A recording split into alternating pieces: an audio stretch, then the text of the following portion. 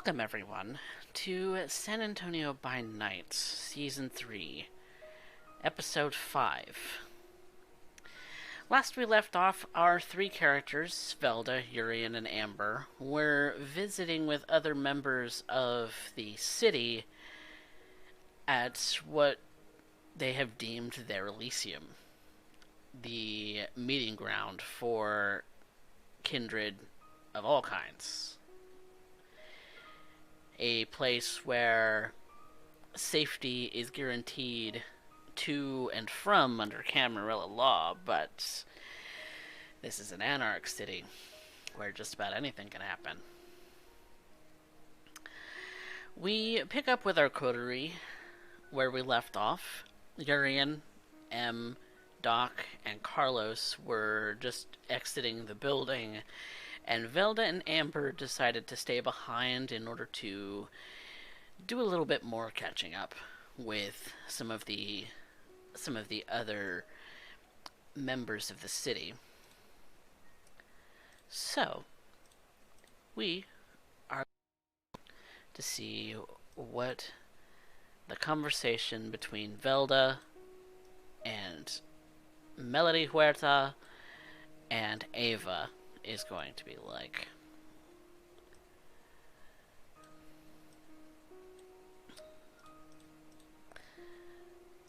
So, Velda, you walk up to these ladies.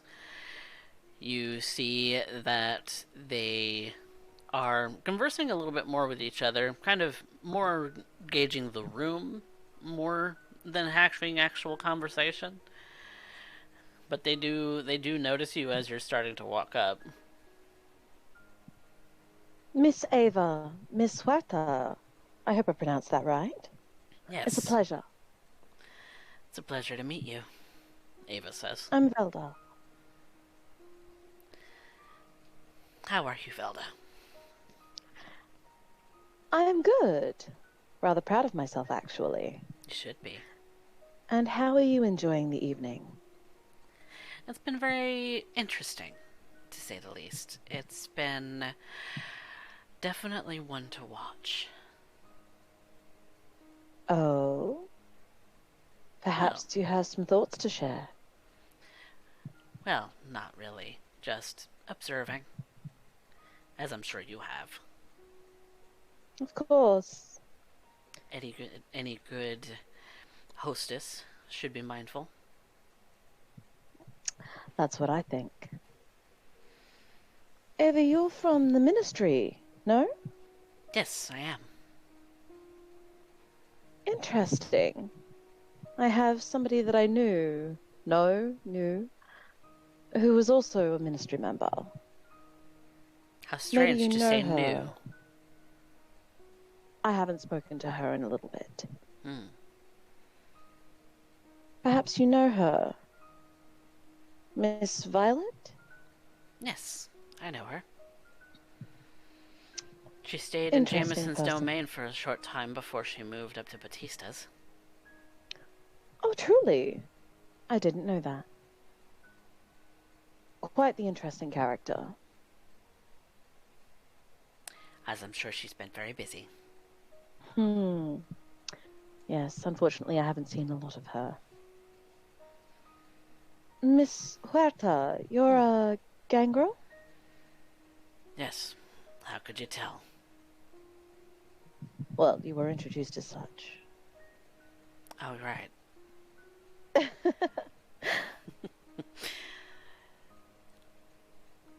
Interesting. I haven't seen many of your clan around. That's because most of them don't spend a whole lot of time in San Antonio proper. Intriguing. But you spend time in Baron Jameson's domain. Yes, I do. So what brings you into the city? This is our city, isn't it? Of course. Well, it only makes sense that I be here. Indeed. I simply question, as I just stated, I haven't seen many of your kind around. I hope to get to know you better. Hmm. You're an interesting thing. Am I? Very different from your other friend, Amber Dupree. Ah, yes. Different upbringings.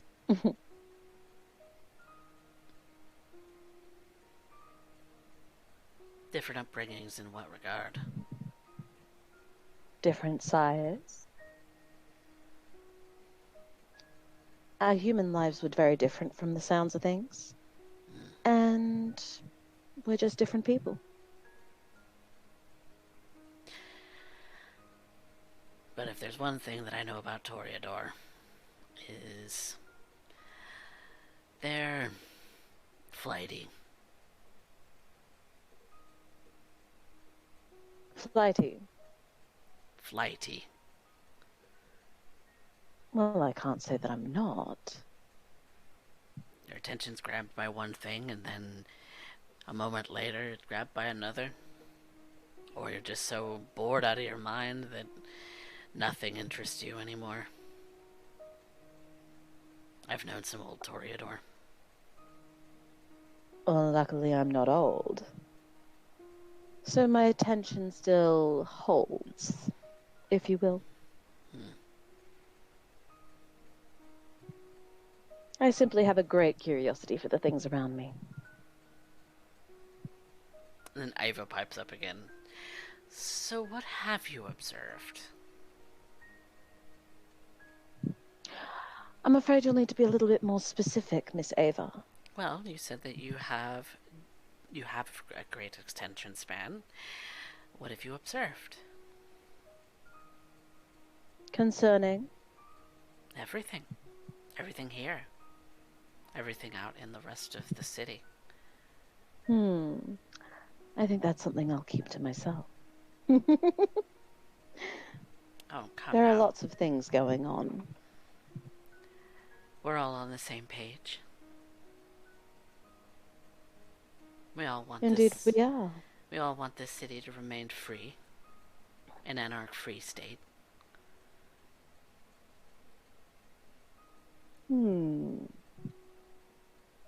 Well, I have observed that things so far seem to be going well. In what regard? Perhaps a little too well. Too Well, well.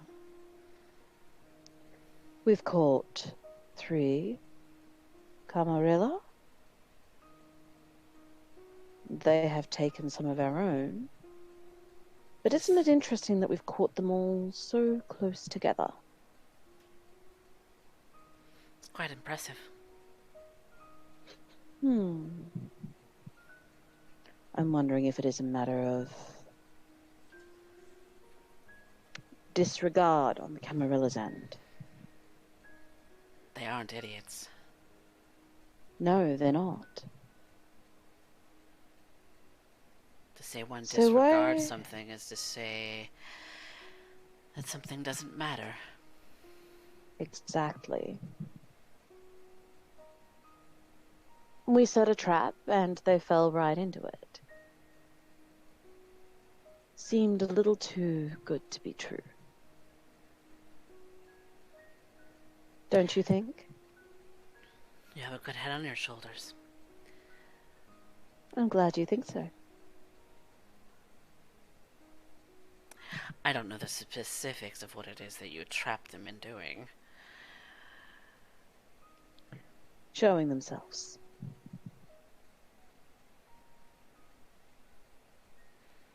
And if they were able to be caught that quickly, what makes you think it wasn't on purpose?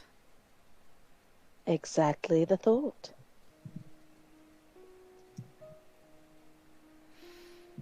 What do you plan to do about it? I don't know yet. Being completely honest with you, I'm playing a lot of this by ear. That can be very dangerous. It can be, but sometimes it's the only option we have. With no plan as to how it is that you're going to confront the issues that come up,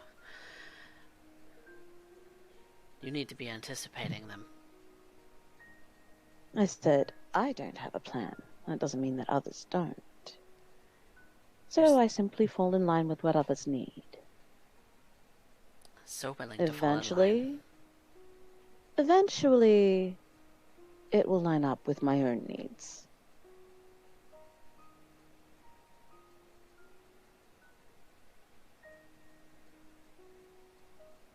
Are you sure you're falling in the line with the right crowd? I have confidence in the crowd that I've chosen. And what about you, Miss Ava? Are you sure that you've fallen in with the correct crowd? I believe I have.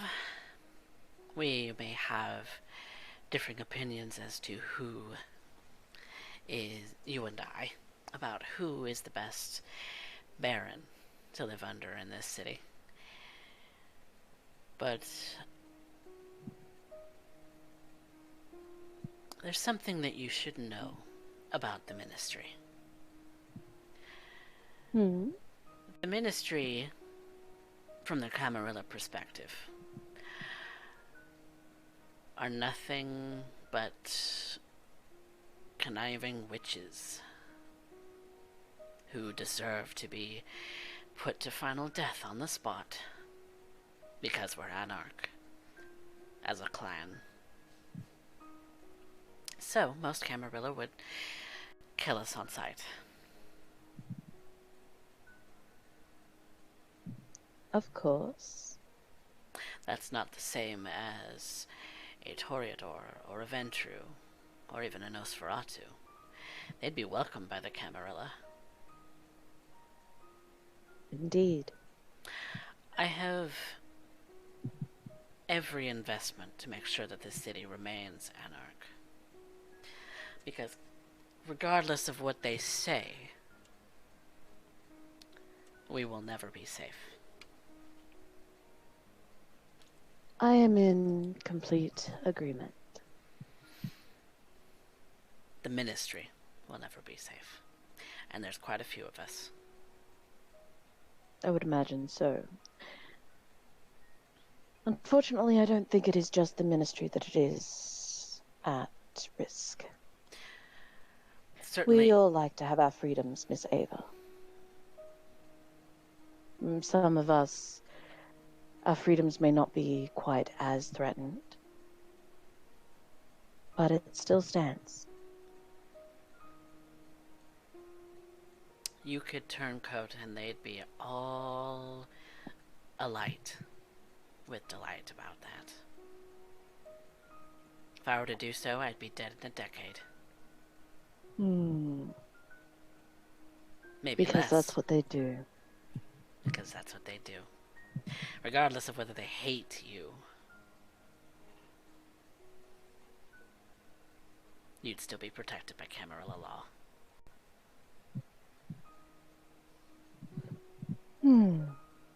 Interesting.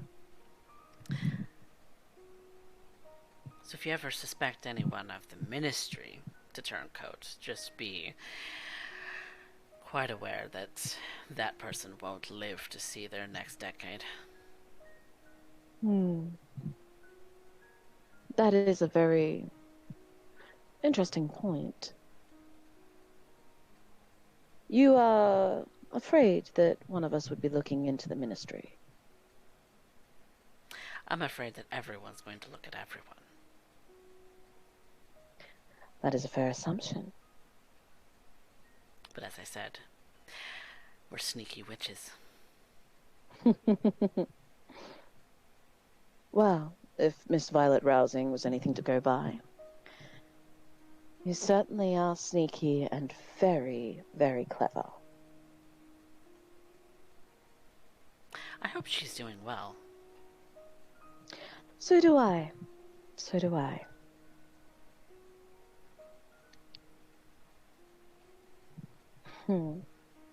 Well, if there are any changes that you ladies may wish to suggest to this wonderful Elysium I've set up, please feel free to let me know. I am still very young and still learning. Some elegant mood lighting would be perfect. Hmm. On the same page, I see. Hmm. I do have taste. Indeed, you do.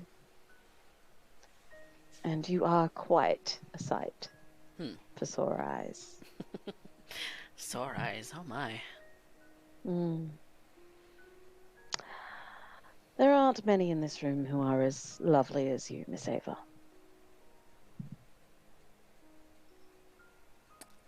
You flatter me. Not flattery, simply truth. You say it so matter-of-factly. Is it not a matter of fact? It is. But work on your bedside manner. I'm getting there. Perhaps one day I'll be as good as you, although I doubt it. Keep trying. You have a long way to go to catch up with an Ancilla. Indeed. Let's hope I make it that long. Fingers crossed, right? Fingers crossed. Well, ladies, I will leave you to it. Have a good evening. And you as well, Miss Velda. And Melody simply nods her head in like a bow in an acknowledgement. Mm-hmm. And they allow you to go where you wish to go next. Velda will probably move across to uh probably to Baron Jameson. Okay.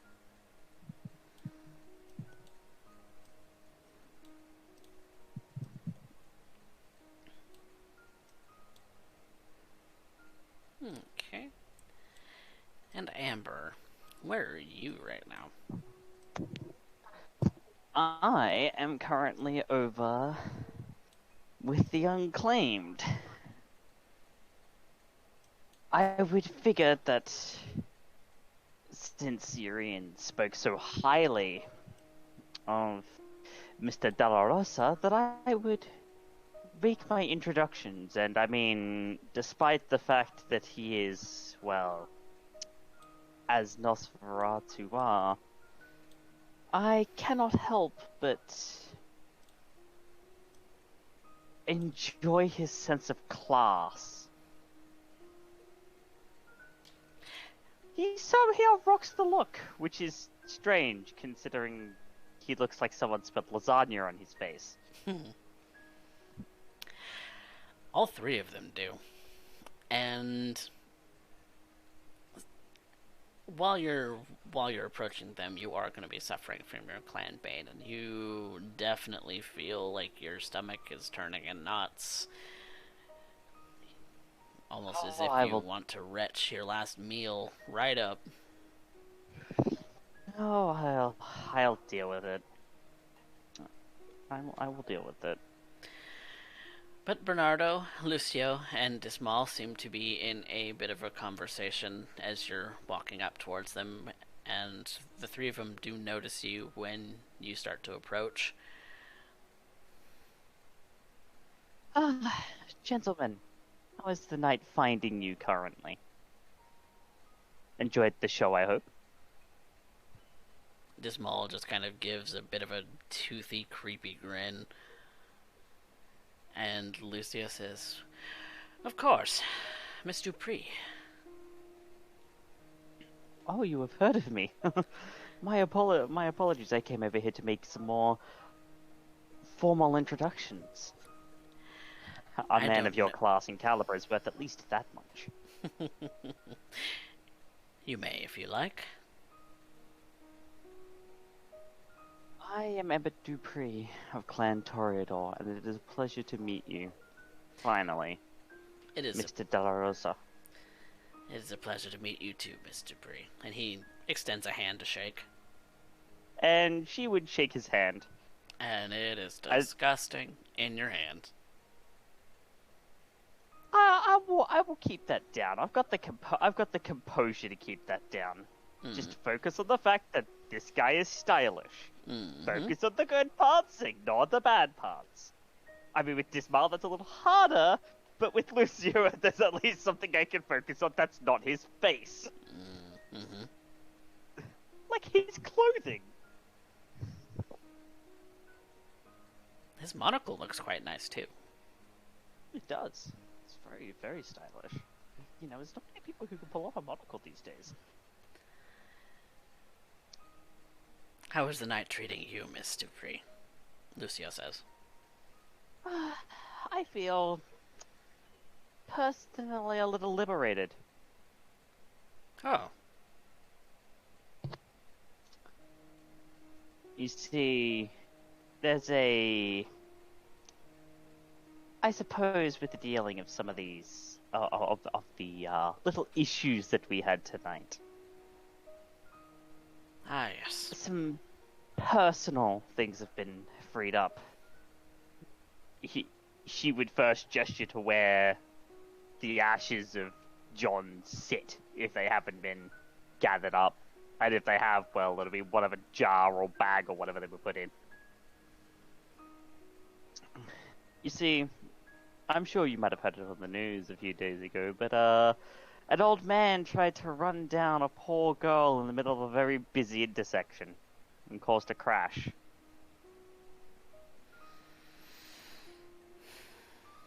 How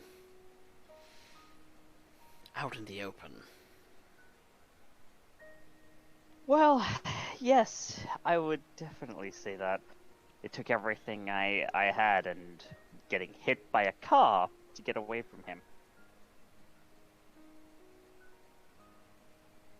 Well, at least that's no longer a problem now, as disheartening as that might be to see a kindred removed.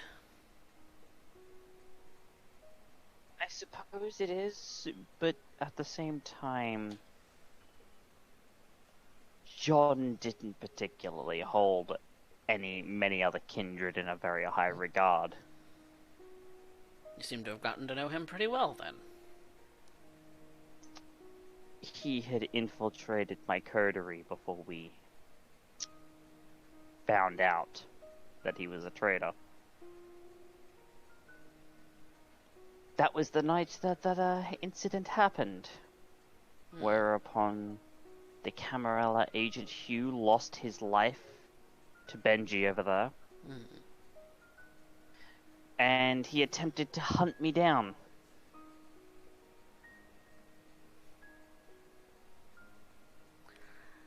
My only upset with that is that he didn't get karmic retribution. There would be something poetic. Dismal just kind of eyes you. There's something poetic in trying to run someone over with a car, then being hit by a car yourself. No?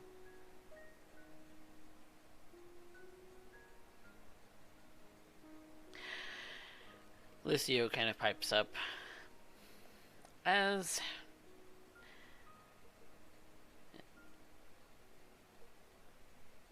I'm not entirely sure what to say, Miss Dupree.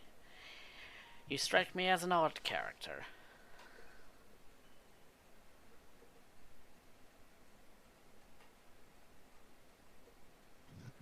It is simply that there is no love lost between myself and the now departed Mr. Bell.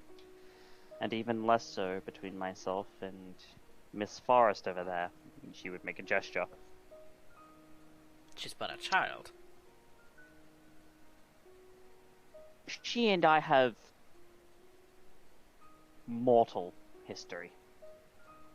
I see. And it so happened on the night that she decided to show herself as a member of the kindred, that she decided to mention that she was sired by my sire. thus becoming my broodmate. And truly I wish to make her regret that mistake.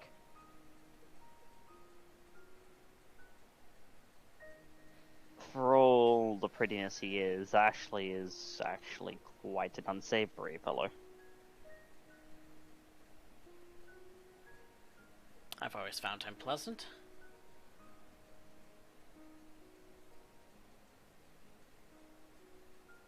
A mask.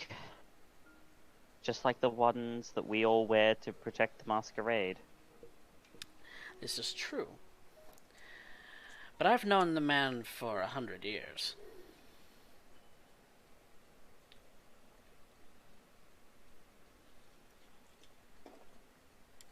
When he first came to this city,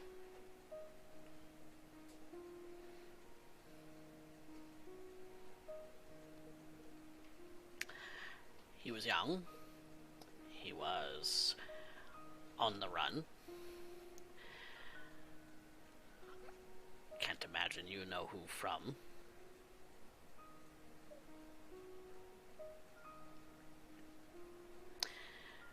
But there were lots who came to this city because they were trying to escape their past. Myself included. I can definitely understand that. I know of a couple who have come here to escape their pasts. It's why as much as Baron Delgado and I never really got along face to face, I could understand his vision.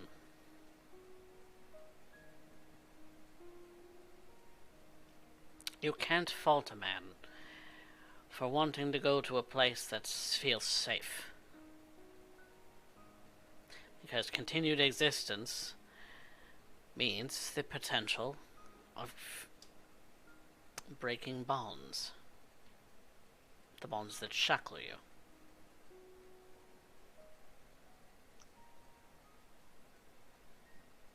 I can understand that. I would never hold it against anyone for wanting to seek safety. And yet you say so about Ashley Sanderson. While I don't condone his choices thus far, as an anarch myself, I can understand his reasoning. Oh, as do I. That is not what I judge him for. It is not what he has done, but more the amount and the magnitude of things that he's been willing to simply cast to the side to do it. Such as? Well, for starters, when I didn't agree with his decision, he decided to cut me off. That might just be me being petty, but at the same time... You are petty, child. Yes. Yes, I am. I cannot deny that, nor would I. But it's more a matter of he had always said that everything that he did was for me. He always said that. Do you not believe him? Well, his actions prove otherwise, in my opinion.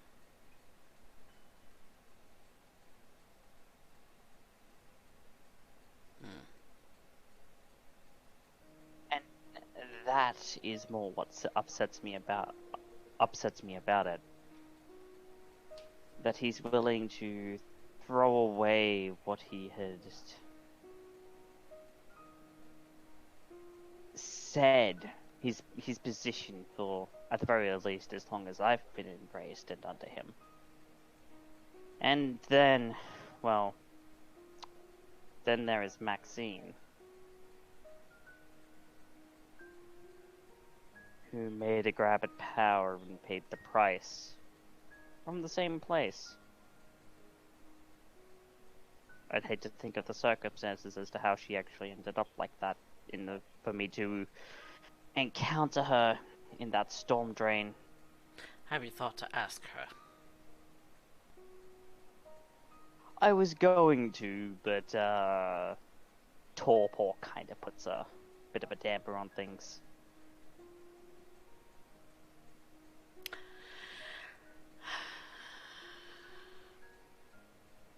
When one is hit with multiple tons of metal moving at a high speed, as you come out, as I am sure she was coming out of a storm drain at the time,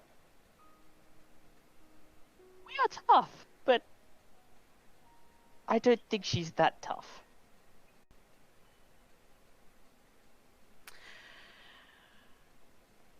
Certainly not. Well, when she comes to, then perhaps you and she can have a conversation. If she would be willing. The last conversation that she and I had was myself with an olive branch and her with some barbed words. As you said, you had mortal beef. You're both no longer mortal. No, that is very true. And now she knows that.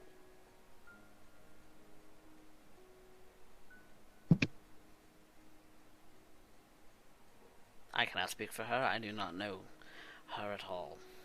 So, you will have to... Since Baron Jameson has decided to take her under his wing, he will be, likely, in charge of her upbringing from henceforth.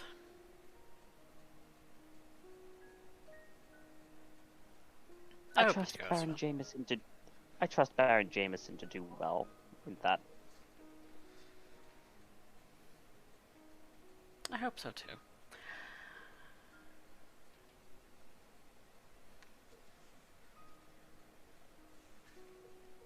But no, that is just one of the many things that make up the facets of this city tonight. And I'm sure for nights to come.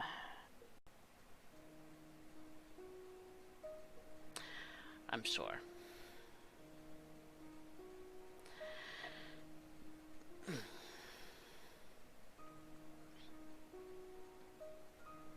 Was there anything else that I could help you with, Miss Dupree?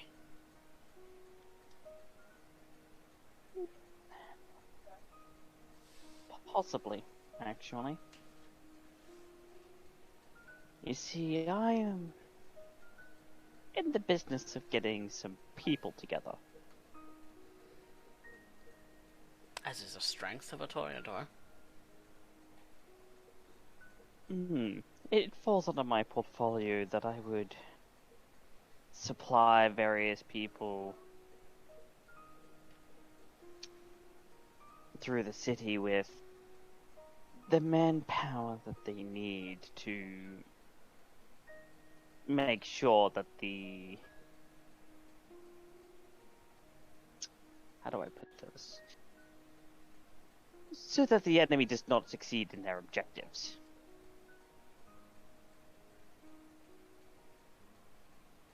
Information networks. Information networks and just general bodies on the ground. Quality is always nice, but at this point, quantity is also something that I am looking at to be very important. It also depends on the quality of the strike that you intend to make. If you know where to hit them, it's far more important than how many you throw at them. Oh yes. At this point, though, it's more defense than a concentrated strike force, although there are things about that too, but those are things that I have already sorted somewhat. In talks, doing meetings, all that kind of thing. You know, the general droll of HR work.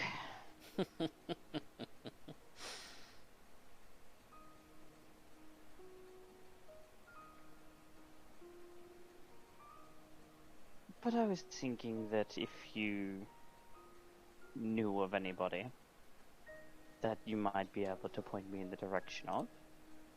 Or if anyone was willing to spare some resources to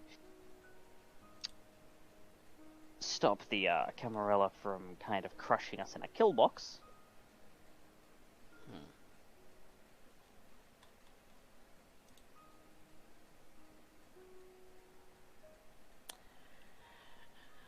I might know some people, but I would have to call in a favor. And right now, I'm not sure what I would want. From you, at the very least. Costs. I would not expect anything for free. Nothing in this life comes for that. What could you possibly offer me, Miss Dupree? What could I offer you? Well, I myself possess a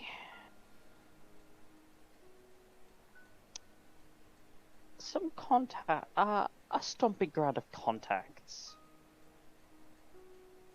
that I might be able to get you in contact with. See, I've made it a point in the last little while to exercise a religious bent. And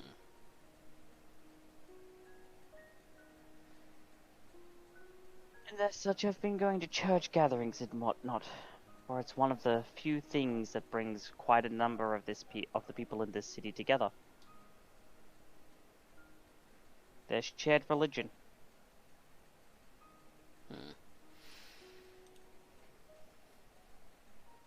And as such, there are many people that I have been meeting that have been very interesting in the kinds of things that they have access to.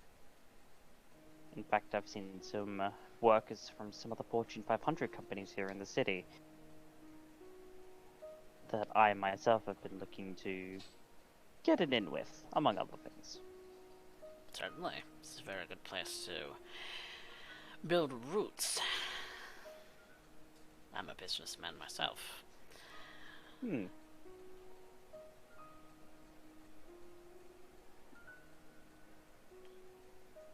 Then maybe access to a stomping ground such as that one might take your fancy?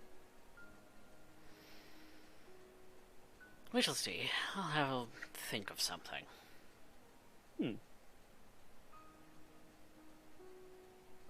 But you want my help for something.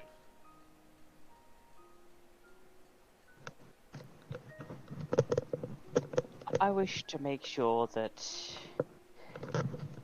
I have enough people to point into the right directions so that we may mount some kind of counter-strike against those who would try and oust us from our homes. Seems you've got that covered, though. Somewhat, but a little help never goes astray. Unity is something this city needs, after all.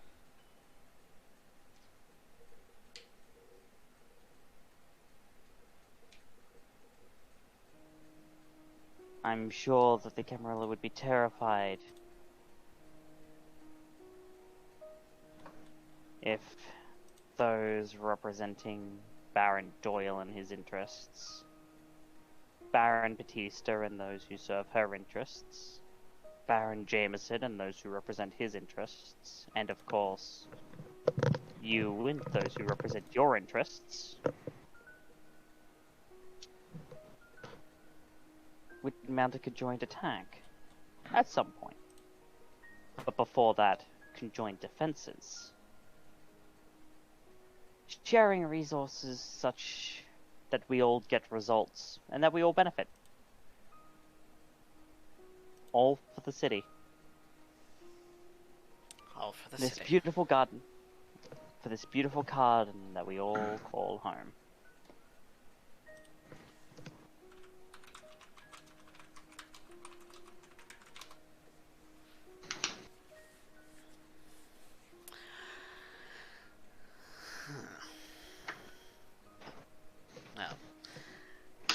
an interesting thought. Derek, you're not muted. Oh, sorry.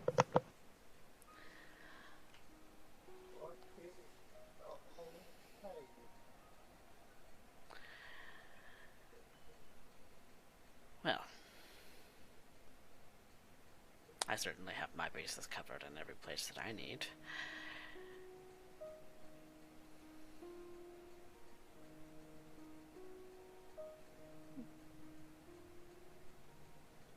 You will likely be speaking with Tanisha more, as I've assigned her to be the liaison between myself and your domain.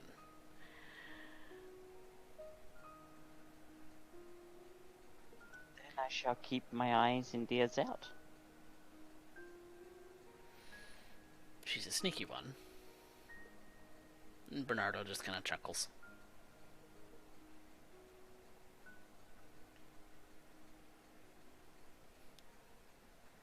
Well, yes, I would imagine that if she is of the same bloodline as you three are, that being able to remain unbidden is a trait that is most welcome to have.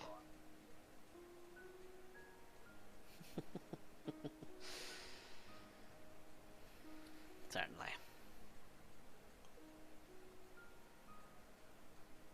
But I look forward to working with you more, Mr. De La Rosa.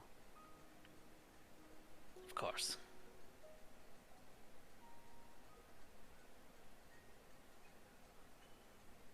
It'll be with this that I leave you to ponder things said. Unless you had any questions for me. And that's a general question also aimed at Dismal and Bernardo as much as it is to Lucio. They've just been observing you while Lucio's been talking to you. Okay. They don't say anything. But Dismal's eyes do kind of dart towards Benji for a moment.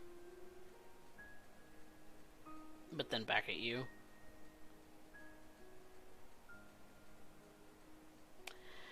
Is there something that you wish to say, Dismal?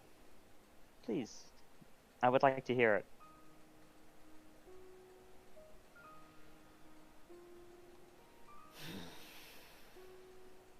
Nah.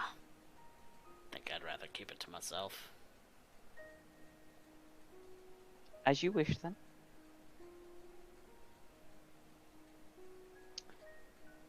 With that, I will leave you three to it, then. Enjoy the rest of your nights. See you later. And Amber would finish her pleasantries and leave. Where to? She's just gonna wander the room and make some small talk. Nothing important. Okay.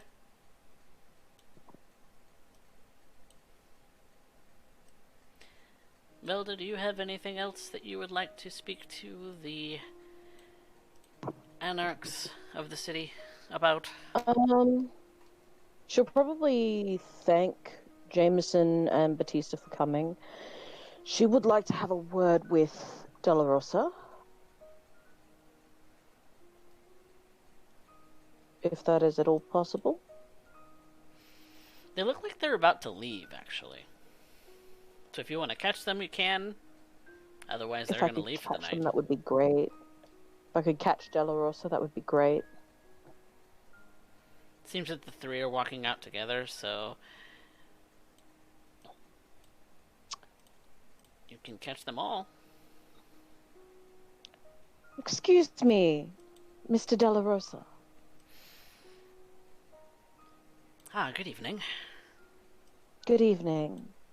I thought to come up and make a formal introduction. My name is Velda. 'Tis a pleasure.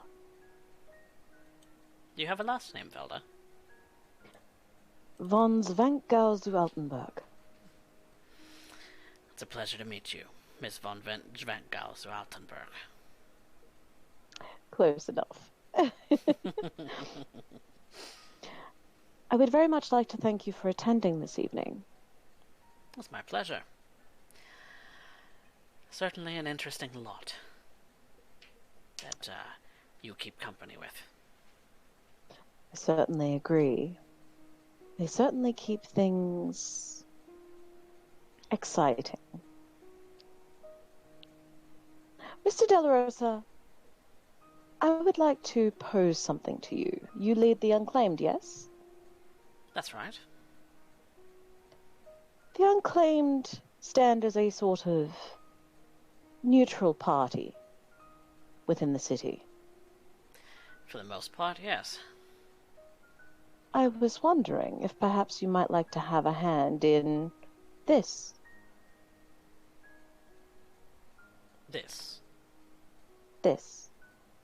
I am still learning, and it would be wonderful to have a mentor for such things. For Elysiums. Yes.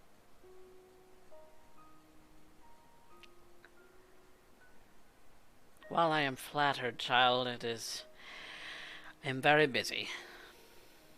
Of course. I had simply thought to pose the thought.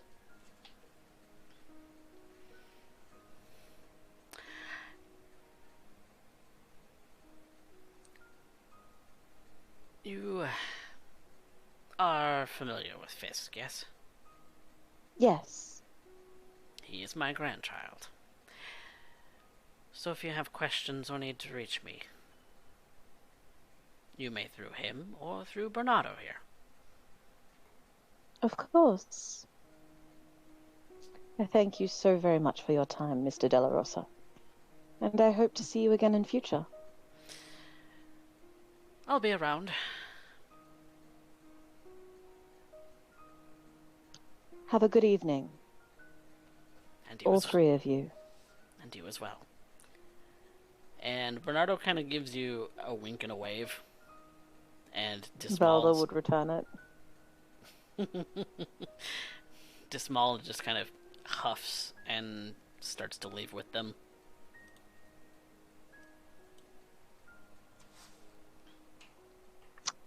Wonderful.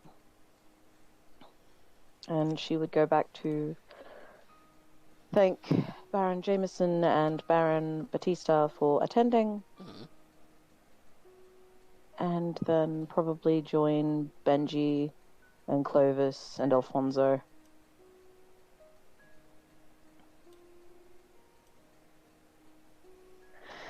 And wait for everybody else to leave. To clean up the place once everybody is gone. And slowly but surely, people do start to file out in the groups they came in. Wonderful. Leaving Amber, Benji, Velda, and Clovis,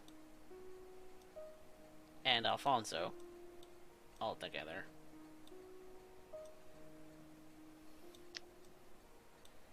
Well, I would say that was a very productive evening. Quite. Any thoughts?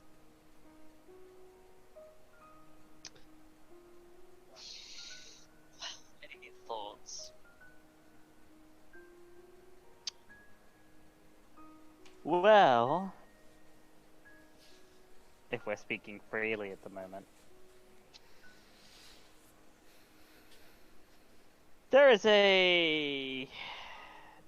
was someone present whose very presence fills me with an uncomfortable feeling. Let's put it that way. Oh, and who might that be? Clovis kind of cocks his head at that.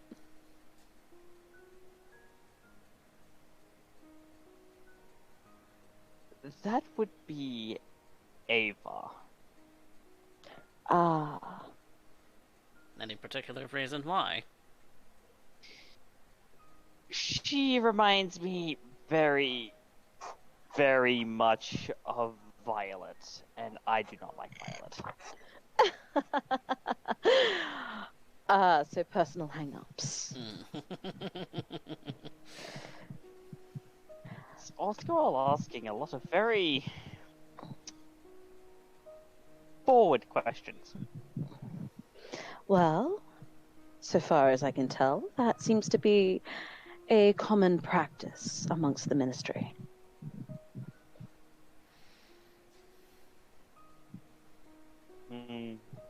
Most ministry members that I have met are very forward people. Where I'm very secretive. How did your night go, Mr. Clovis? I think it went rather well.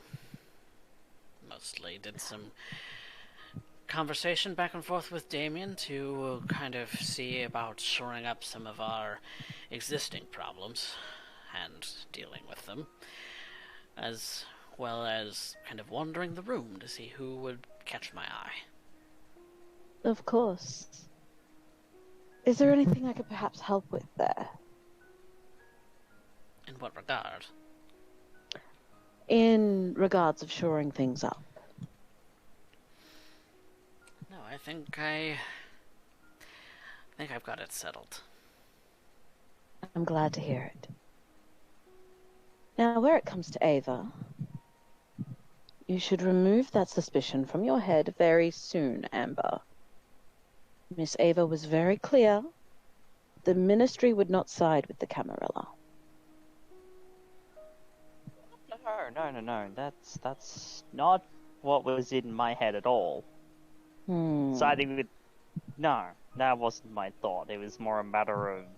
She was asking a lot of very, very forward questions. And I think that she might more be working a personal agenda rather than switching sides, as it were. Amber, who in this room was not working a personal agenda? Yes, but working a personal agenda that involves me specifically. Again, when we met with Violet, Violet felt the exact same. Again, who in this room was not? Well, for me, not until the end of the night, truly. When I was speaking with Mr. De La Rosa. Oh, Amber, you cannot fool me. This entire exercise has been one of moving personal agendas, along with city agendas. Because for the most part, the city was where my focus was. You know, we have all the movers and shakers here in one room. Let's see if we can better shore up our defenses. What I did find interesting, however, was Mr. Dismal. Benji just kind of, like, makes a noise. While he is not a pretty being, he has a head on his shoulders that is rather decent. And he is rather saddened, as one would be by the loss of their child. I mean, I get it, but he was a Camarilla spy. Dismal is not so sure. In fact, he is very much convinced of his child's innocence. I mean, again, we're talking personal agendas here. Of course. When I was speaking to Mr. De La Rosa, Dismal couldn't keep his eyes off me. It could be a potential problem to keep an eye out for. If he believed his child was innocent and the pair of you had a hand in the destruction of said child, it could very quickly turn into a problem. I had as much of a hand in it as Urien did. Exactly. if he decides to make himself a problem, then he's going to be going against a decision that was made by all three of the baronies, including our dearly departed Baron Delgado. Yes, yes, yes, yes, yes. I get All I'm the personal saying- agendas bit, but I think doing that would be a little All I'm well of a saying suicide. is that it is something to keep an eye on. Mr. Mm. Dismal is disgruntled and hurting.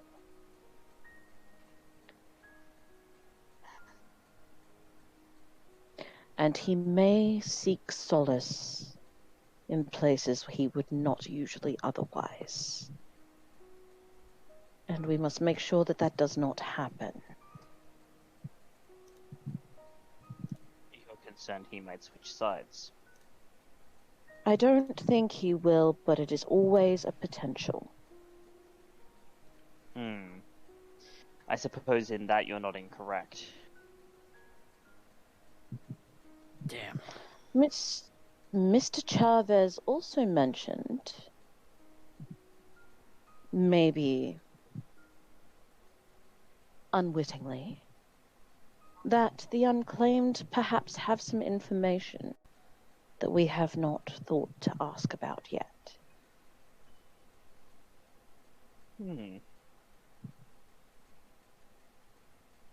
So that may be a place to look. Yes, if they have information that might be useful, it would be a good idea to elucidate that information. Indeed. But that is a question that I must ask. Alfonso! Yeah. How was your night this evening? I just kind of kept out of everybody's way. I couldn't help but notice that there were a couple people that just eyed me. That's why I kind of mostly stayed put with Benji. You know, not being, full-born kindred and all of that shit. Yeah. A lot of people would look down on you for that. But I mean, I'm not kindred, so it kind of makes sense. not completely, no, but you are still a distinguished guest of the domain nonetheless. You have Baron Doyle's blessing, after all. I think that's the only reason people didn't want to jump down my throat.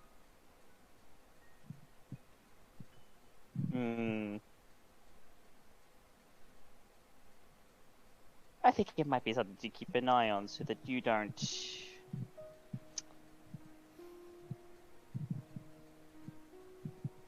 deal with as much side glance and daggers and whatnot. I mean, this was one giant kindred meeting. It's all side glances and daggers. Oh yes, but I mean, more than is warranted. I guess. Perhaps, Alfonso, it might be an idea to mingle on the next meeting.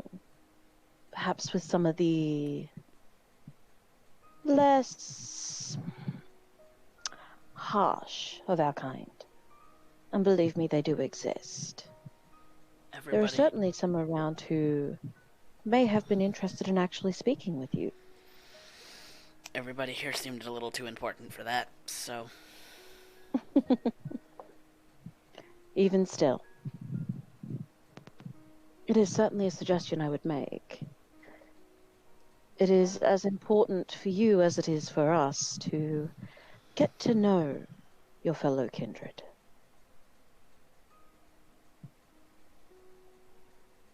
Sure.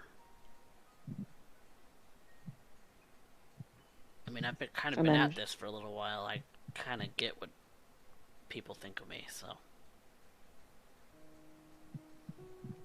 get what they think of you. But do you get what they think about everything else?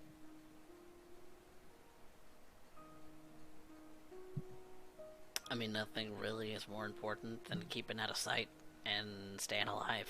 So, I'm gonna stick to that. Fair enough. Stay in my lane. All right. Well, I'm going to clean this place up. Feel free to linger if you wish.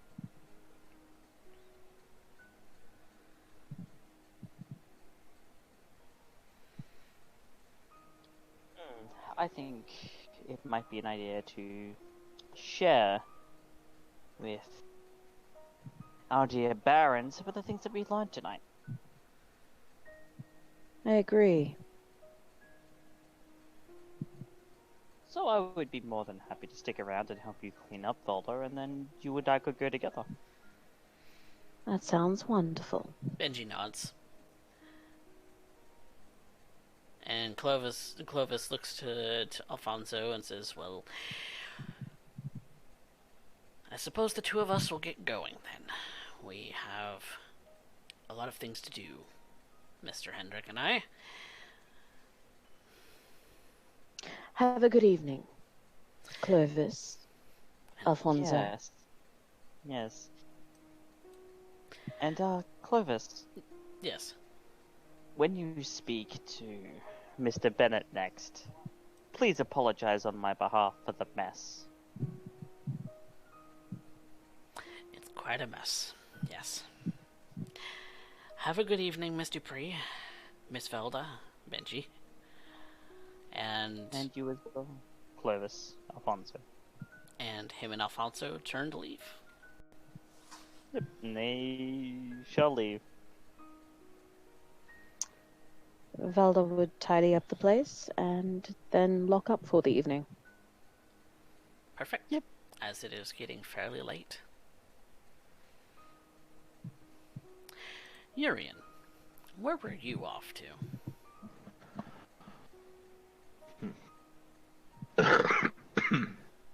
Pardon. After such a night, there's much to do, but first it falls upon the... well... First it ends up falling upon the other baronies. As I said before, I would act swiftly. I would draw first blood. I have removed.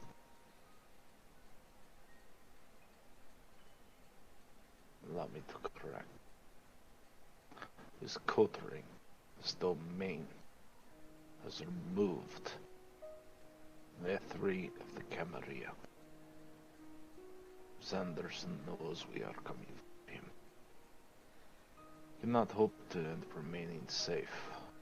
Yet, even with his position dismantled, his reward squandered for betraying the Camarilla.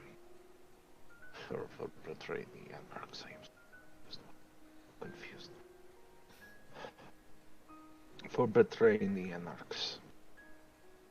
His allegiance to the Camarilla was rewarded with a new child. The right to embrace a new child. And that had been removed. Likely he will be trying again. I believe he is one of those that defines themselves through their child.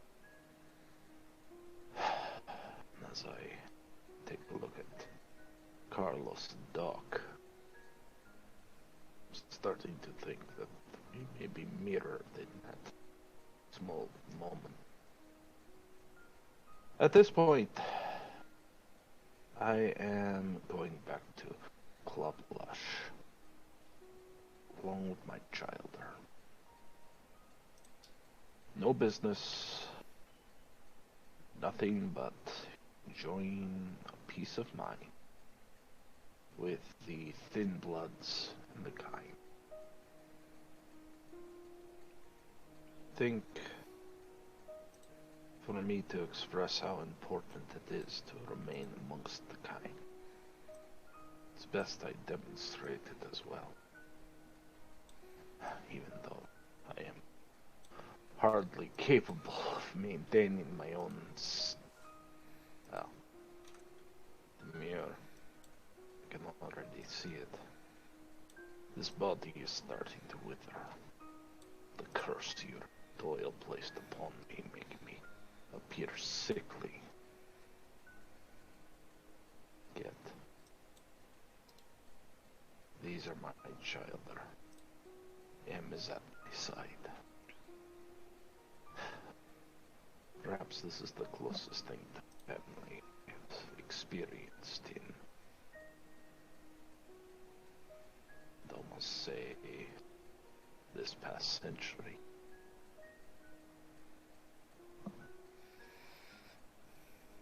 You drive closer to Lush, but you realize that down the street that you're driving on, there's a very bright light at the corner of the two highways that block out where Club Lush would be. And you approach and you find the club is burning.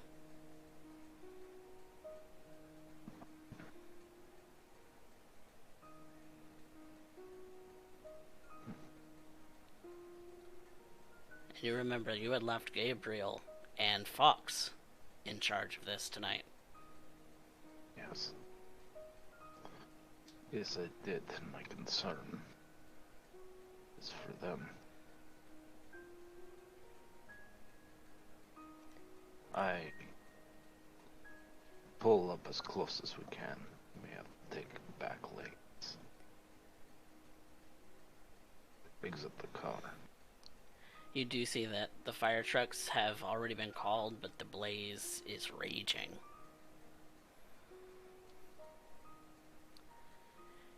You and your beast don't want to get any closer than several blocks away. And that's you on thin ice. That you move any closer, you might tip over and run in fear. And you see that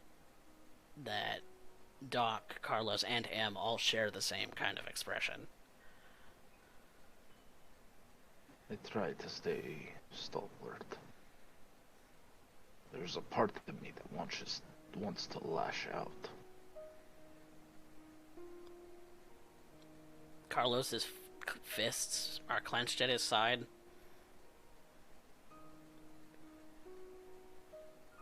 What the fuck?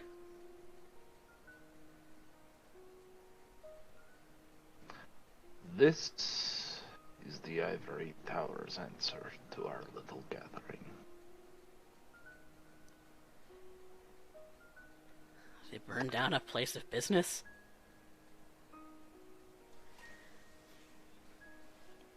Destroying lives, destroying clubs, destroying everything you build, but reducing you to nothing. It is a tactic well known.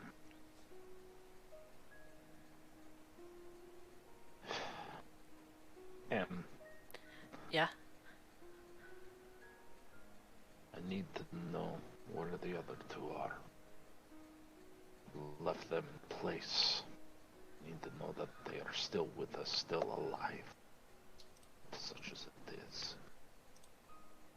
Gabriel, Suarez, Fox.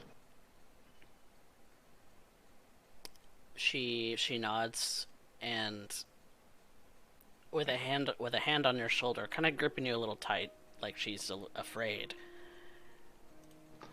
But I will help her through this.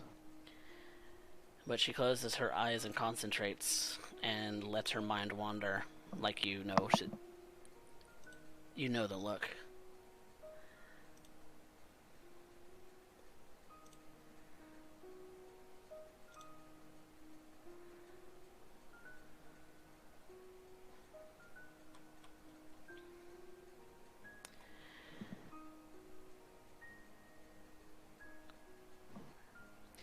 She thinks for a moment, and you can see that she's wanting to push harder, see if she can find anything.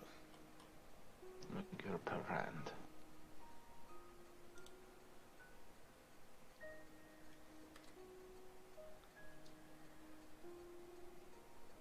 She 7 successes. Mhm. Nice. She breathes a small sigh of relief. They made it out. They're not here. What are they? They went home. Home, the meeting house. Yeah. I think that the meeting house.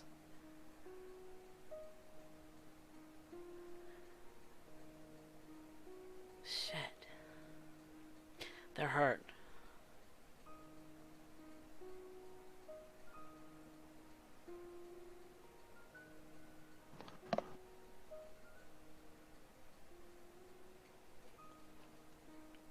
You know,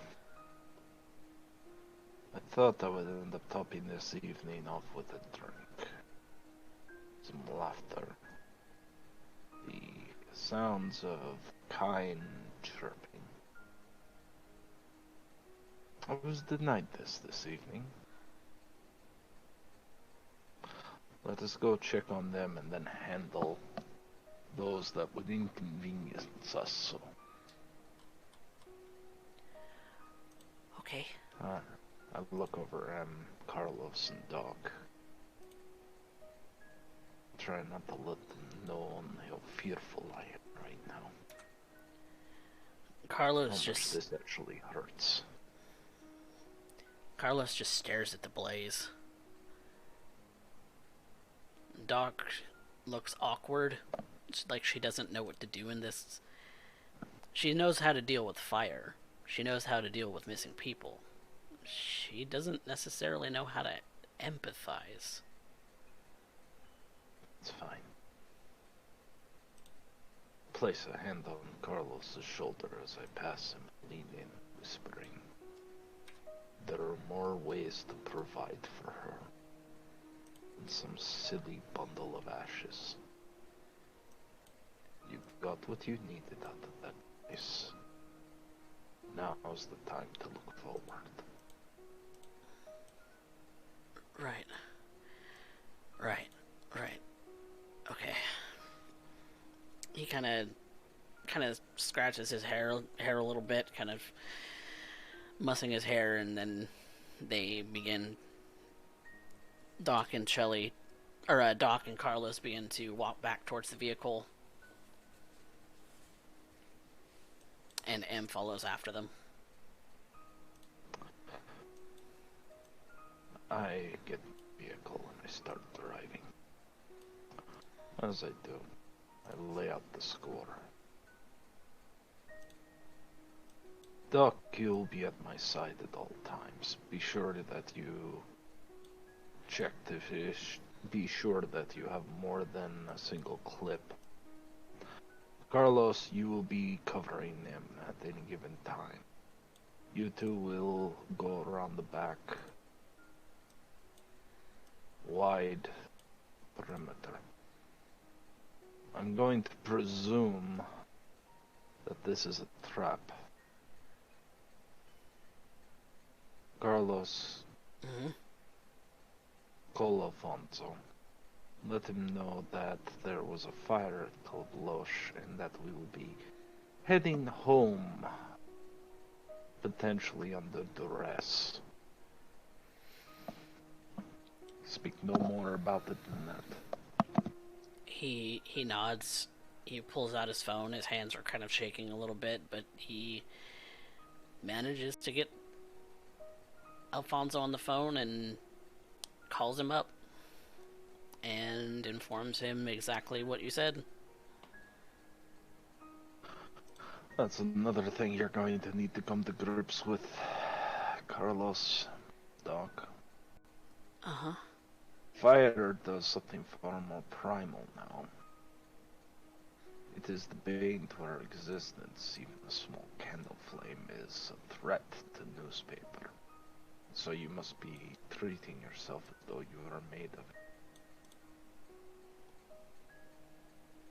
it. Is that why I didn't want to go close? Doc asks. Yes. The beast thing inside each of us, that thing that is each of us, despises fire, sunlight. Mastery over itself is the master over self. I usually don't give up on that kind of thing that quickly. It will be difficult, and now is not the time to push. Right.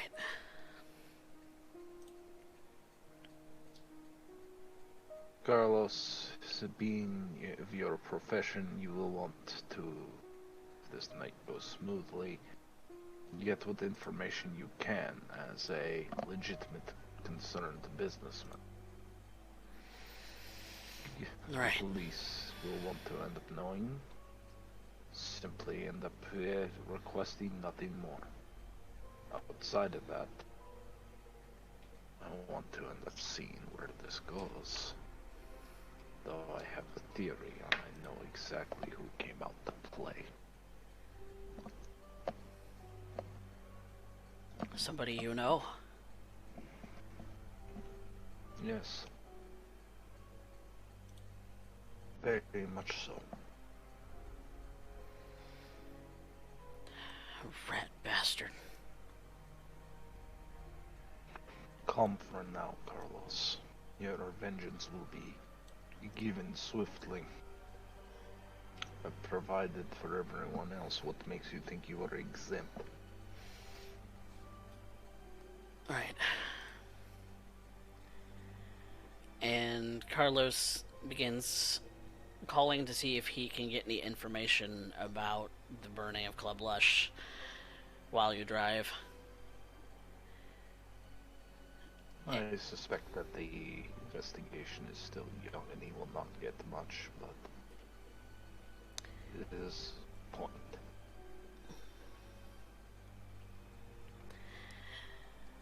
And so, all of you arrive at the meeting house. I park the car significant ways away, allowing Em and Carlos to start circling. I have Shelly at my side. We give a moment before we start walking towards it, just to be sure. Yep. Em and Carlos do start to make their wide perimeter, while you and Doc begin to walk towards the building. She has her handgun at her side, ready to raise it at a moment's notice. I keep using sense the unseen and heightened senses. Go ahead and roll me a Sense the Unseen Pardon. roll. Sorry, I keep mistaking. I only have sense the unseen. Heightened senses is, other character shtick. I'm going to willpower that. Okay.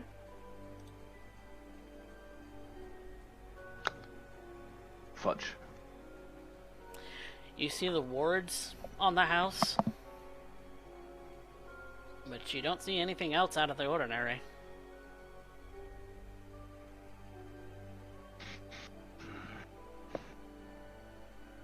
I start walking, make a gesture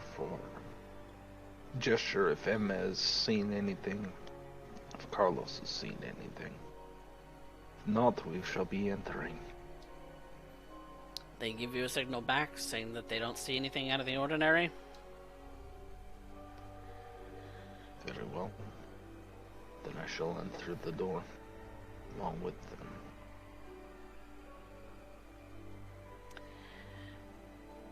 And when you enter, you see that Fox is sitting over what looks to be a torpid Gabriel. Oh God. It's all right, folks. We're here. We saw the blaze and tracked you down immediately.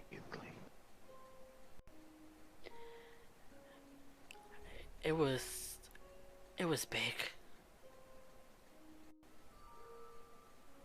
He walks up to Fox.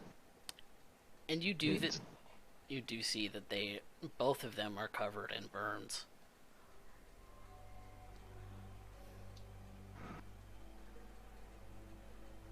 But you could be thankful that possibly it didn't send them into ash, because while Gabriel's torpid, he didn't suffer final death. So there's that to be thankful for. Yes. There is.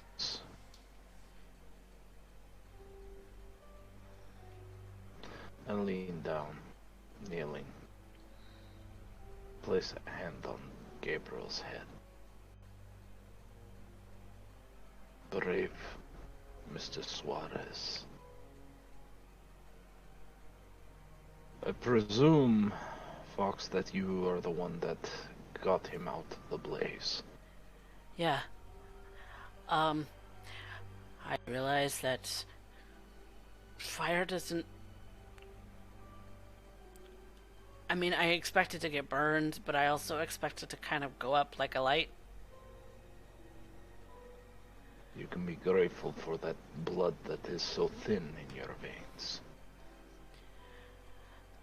I just knew what I had to do, and that's what I Doc, did. Yes. give Fox a once-over. Yes. Treat her as though she is kind. Can do. And Doc kind of pulls Fox aside and starts to examine her, mostly with her eyes and her hands, just to gauge the damage.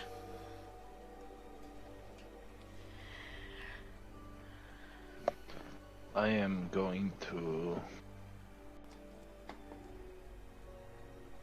wait for Carlos and M to enter.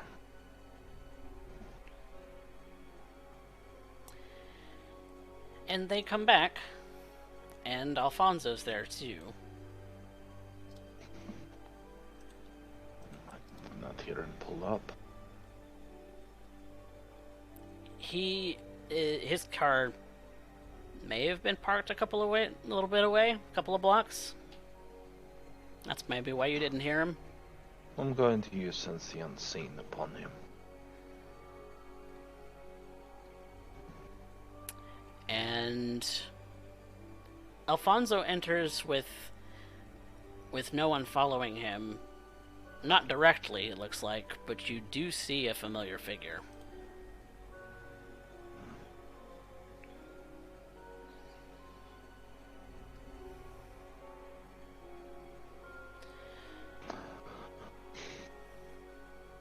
Carlos.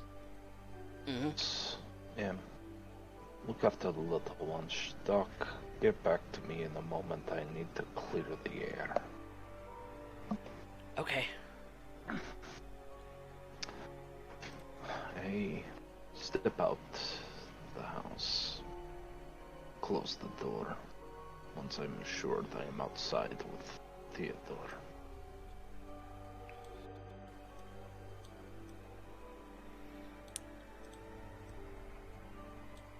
And he's looking sharp as ever. Does he smell of smoke? Yeah, he does, actually.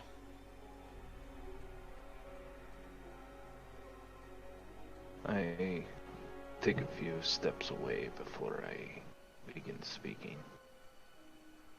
But though I make it very clear, I can see Galvin.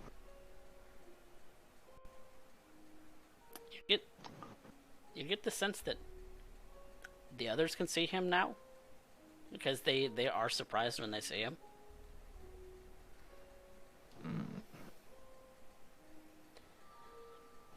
I was trying to keep it a private conversation, but alright, we'll play it that way. So, to be clear, they can all see Galvin. He has dropped the ruse. He has. He is in the room. He's not in the room, he's outside. I'll close the door and keep them safe. Safe as I can make them. Walk out. So, well done, Sheriff. Fine piece of work. I'm not sure what exactly you're referring to. The burning of an establishment tonight. That wasn't my play. That wasn't your play. No, of course not. Did seem a little loud. That would...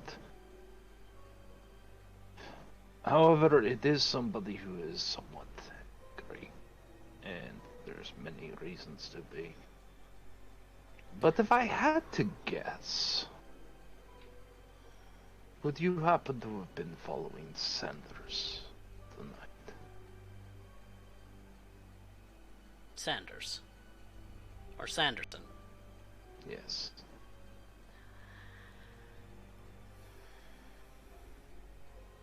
I had a conversation with him earlier this evening.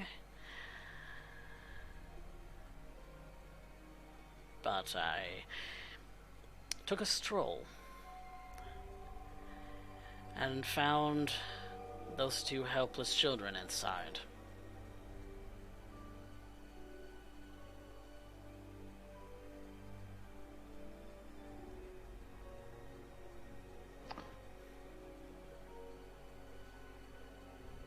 Naturally, I made an effort to make sure they made it back.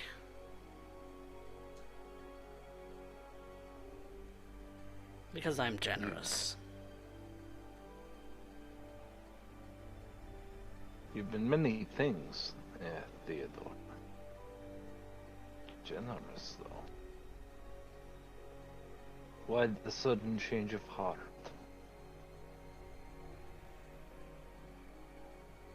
No particular reason. There must be a reason. Because that was not the smart play. It was the kind play, but it was not the smart play. If it was the smart play, you would have taken them out completely. Unless you were intending to burn down this establishment as well. But... To be fair, Mr. Doyle, there's a lot of things that I could do to you. Very much so. But you won't do them. And I am not here to fear you. We're here to have a conversation. So as such, you needn't fear my capabilities or reach. And I needn't fear your fists, so long as I remain civil. Because it is civility that binds us. It is. So then I ask, what does bring you here this evening?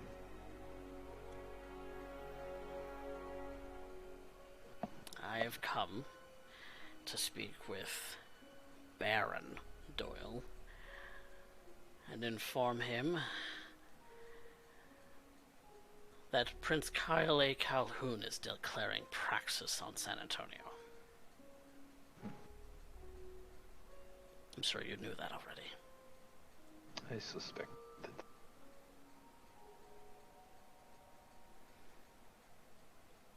So that is the formal reason.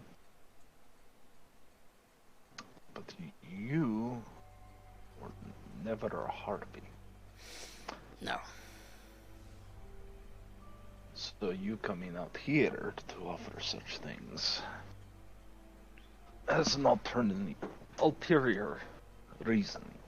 Would that be much of a stretch, Theodore? Not a terrible stretch. You seem to be very clever. You know me too well, old friend. I haven't exactly accepted the fact that you're Marius Calhoun. To be fair, it is a broad claim. Ludicrous, in fact. And yet, you are well versed in your histories. The same fell true for Hardstadt.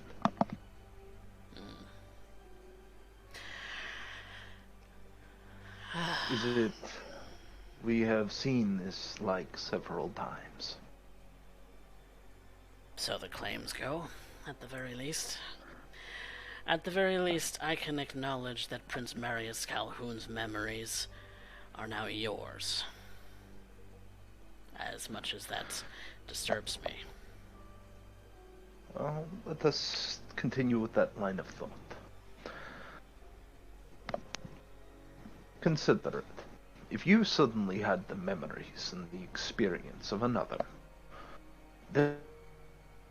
then outside of the shell, what difference is there?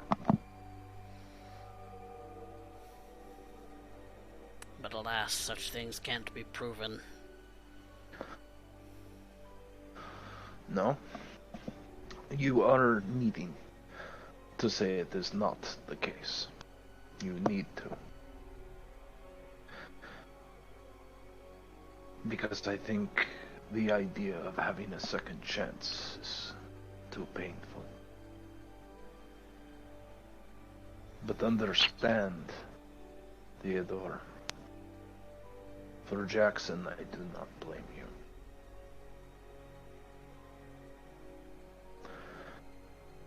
I have others that are to be approached of such things, but not you. It is my fault, though. For what? Having to end up being run ragged by so many outbursting children, all screaming the name Tyler. I should have seen it coming. Then where would you have been? How many childer would you have had to have just to end up being able to deal with 1/10 of what was happening?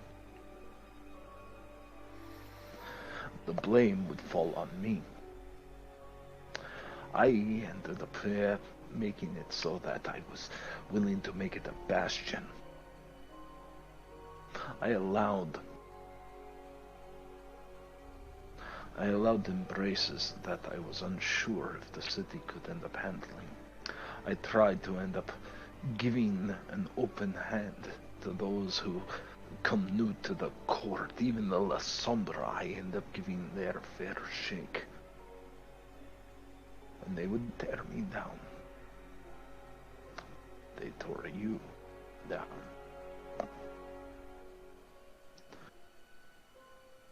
Oh, my sheriff. There's too much at stake now. But if I am nothing more than a cacophony of memories of a friend you knew for so long, and a prince you served faithfully, one who you bear dishonor, well, I hope it is of some comfort that those memories tell me there is no anger towards you. Your prince never blamed you. Your prince cannot forgive you, for there is nothing to forgive.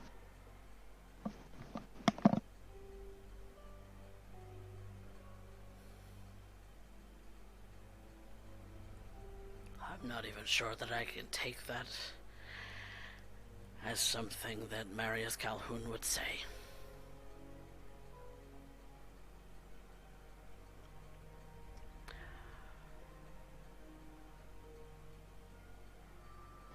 The truth is that many will end up taking hold of the claim of praxis.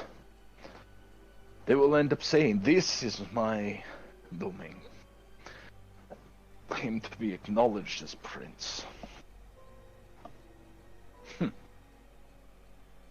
How many princes have we seen fall? Because they were looking to find someone else to blame. Something else to throw under. And yet,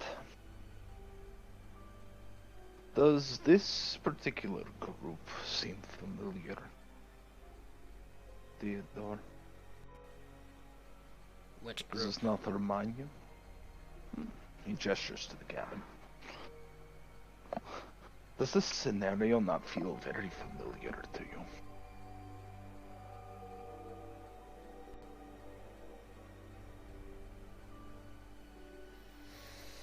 Are you referring to how we took Jackson? Very much so. I say we. But it wasn't you. It's the... You're doubting it. I'm confused. You're entertaining the possibility that the individual you speak to now is not in fact your prince's murderer, but the prince whom you feel you have failed and carried that guilt for so long, and I'm telling you, be rid of it.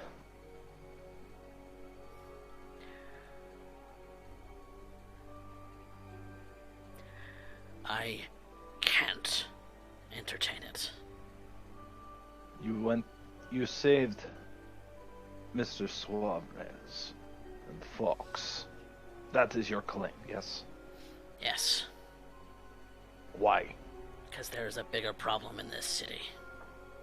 What is that problem, Theodore? Since we have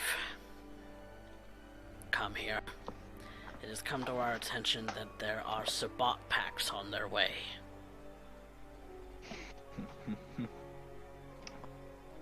And so you would ask for a holdout, a ceasing of hostilities until such situations can be rectified before they breach our masquerade open. Because they will. They will. And I would have to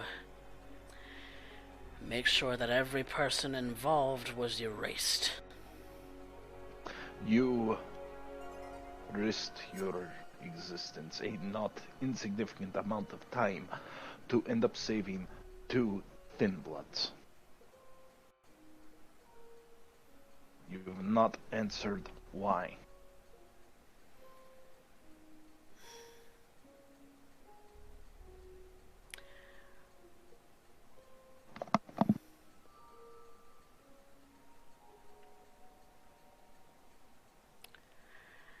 Because they are a part of this city, whether thin blood or not. Might I remind you that Thin Blood makes them have no responsibility to the traditions, for their thin blood is exactly that, too thin to be recognized under the creations and the traditions. Under Camarilla, they are to be extinguished. You could have done that job simply by continue walking, Galen. I am not satisfied with your answer. So tell me, Sheriff. Why? Satisfied with my answer or not, that is the answer. That is not the answer. That is an evasion of the answer. You think that I should tell you?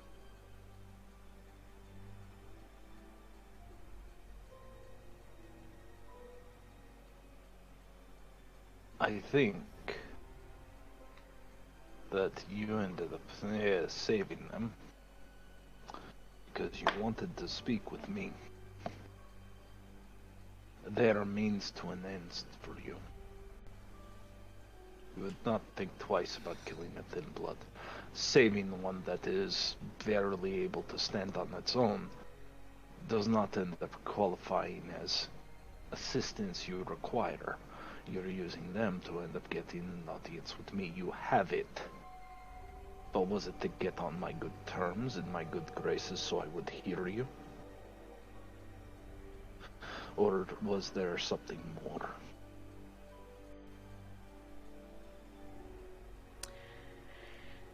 You have declared war. Yes, I have. Yes, I have. And I hope And you maybe know what that means. it means you will have to exterminate your enemy. So in order to believe that, you need to believe that I am your enemy. And one part of you ends up saying, yes, kill the man who ended up taking away my prince. Kill the man who was a part of rebellion and destroying every piece of that work which we put together.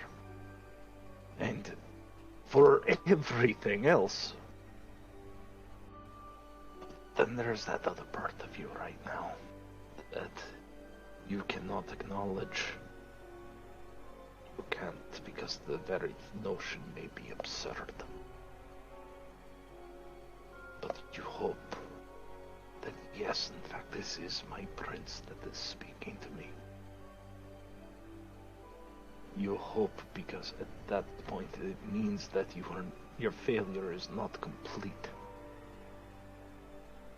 And that you can, in fact, walk the night.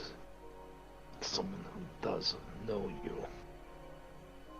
Someone who has worked with you.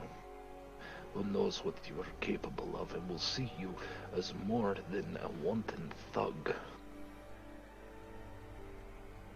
Because you're very good at that, Theodore, but you're so much more.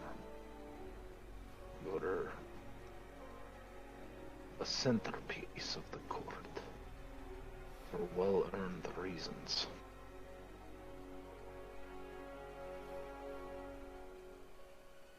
You have an opportunity to gather. There are very few with your skill set, and very few with your wisdom.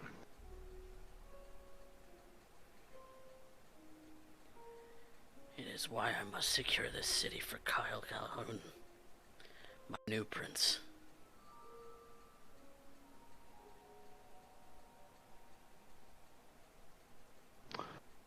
You would leave the great-grandsire side for his great-grandchild.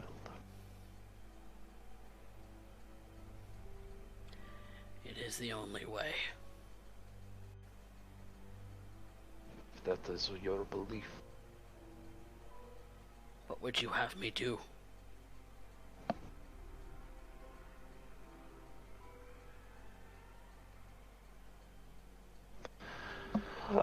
I would have you bring forward two pieces of evidence.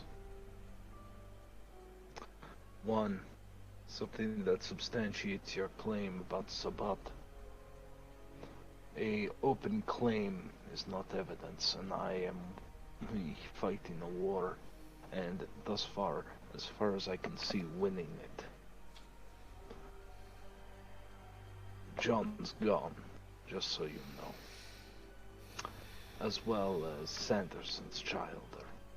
What a waste of an embrace. He is not going to be happy. I imagine he already has heard, or else that would not have happened. So, bring me evidence, clearing yourself of suspicion, and... The evidence is carnage. You believe it was carnage. It's his pack.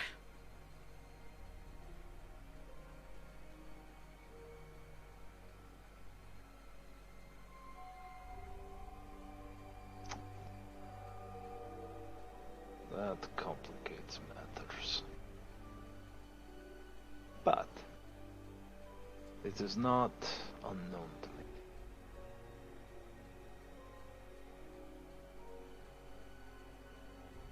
But that itself is not evidence that he has a pack coming. So, bring me evidence of who actually set fire to Club Lush, and evidence of this Sabbat pack. Maybe I might divert some attention to that, rather than systematically breaking down every single piece that the Camarilla has tried to set itself. Concrete requires time to dry, and there's so much you can do with it before it does.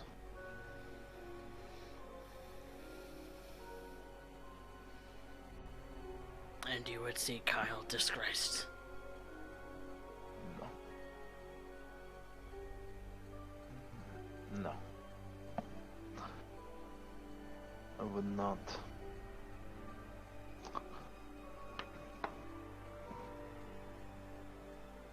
But at this point I am at an impasse. I have claimed this city. I am one of its barons in a not insignificant amount of time.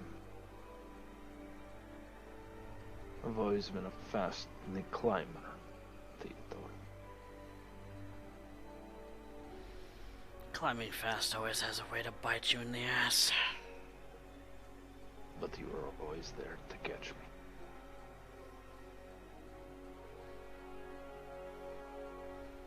That's why we made a good team.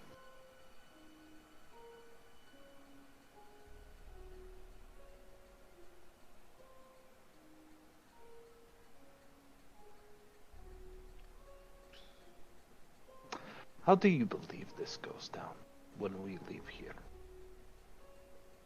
Because I can see three options. The Anarchs are exterminated, down to the very last. You will not find enough people who will bend here. A handful maybe, but most will die beforehand. That would be unfortunate. Every agent of the Camarilla will be removed. Because the Anarchs are extremely territorial and have enough infighting now that it's turned into a point of you coming in has galvanized their hostilities, and they have managed to put their differences aside specifically to target. I will also make a point that your ability to enter the city is becoming questionable, and it will continue on. Every time you leave your domain, there will be a threat to your life. Every time you leave your haven, there is a chance that you may be staked and dragged to the sun. This is what we can promise will happen. That leaves option number 3. The hardest one to swallow.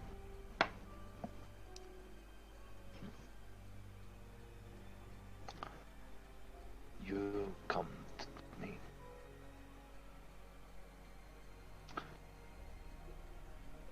Kyle Calhoun comes to me.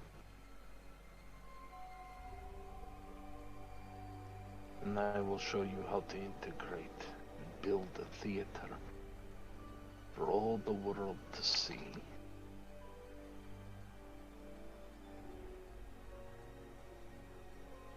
Theodore, you've already lost everything.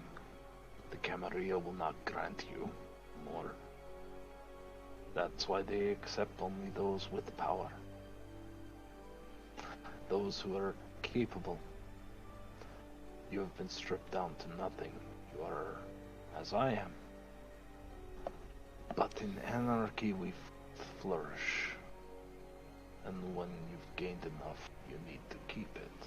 Then many transfer to the Camarilla to solidify their position in this existence. You and Calhoun have very little left. It is time to start rebuilding.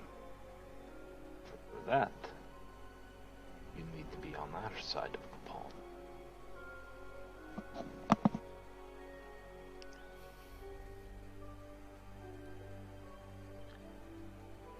Make me a charisma leadership.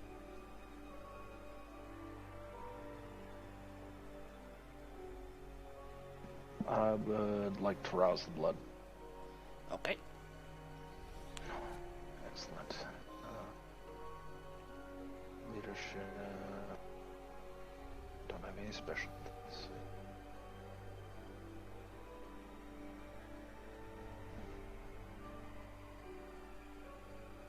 Any specialties given how much I know? Do Or it any... at a +1, given your history. I am willpowering that so fucking hard right now.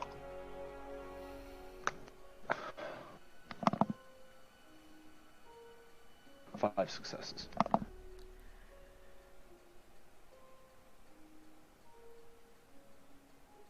Instead of looking down at you, because he is tall, he's enormous compared to you.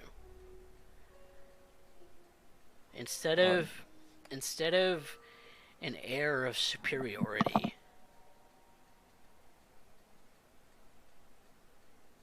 you see the child that was embraced Nosferatu.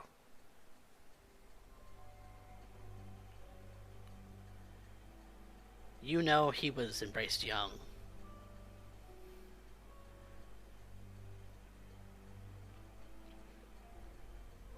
And right now, you can see a trickle of blood under the bandages.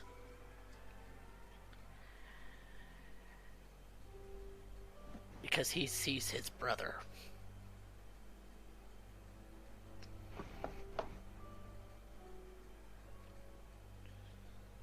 I pull his head down probably a little further than you may be used to now that I've changed height dramatically. But I just hold it. Maybe like the child he was. It's alright, Theodore. You don't need to carry it anymore. I'm here for that.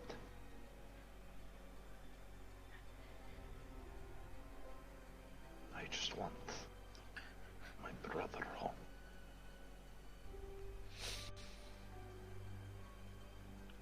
I'm sorry, Marius.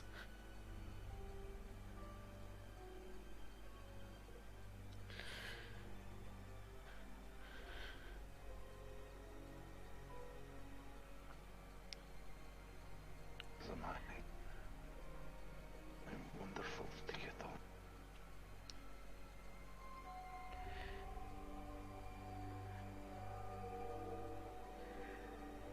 What are you? Close my... What are you Go ahead. What are you proposing?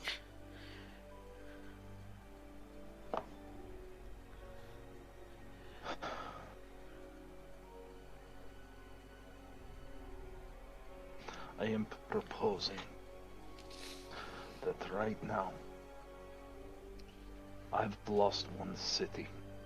I will not lose another. And if I have to be prince, if I have to be baron, if I have to be a cobbler, then that is what I will be. But San Antonio has embraced me, as I have embraced you.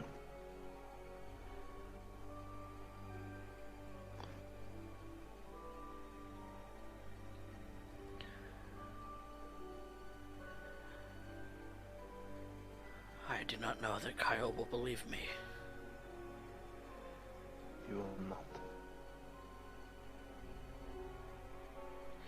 I do not know that he will agree to a ceasefire.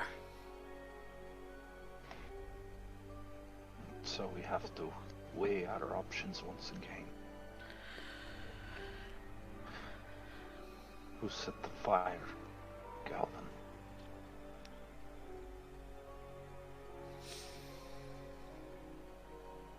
I did. At his behest.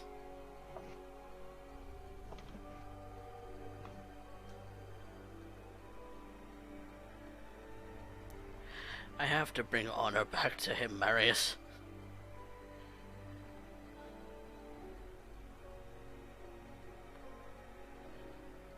I know, my brother. I am so proud of you two. Even though I'm on this side of the line. Just hold them close.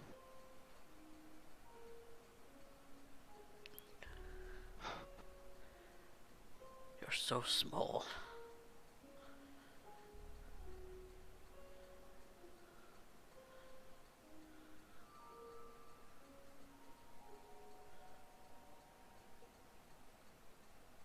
I have always been enormous.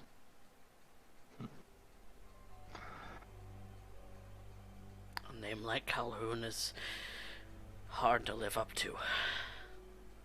This. And I fear that I won't be here to see it for much longer. Why is that? Because I long to return home.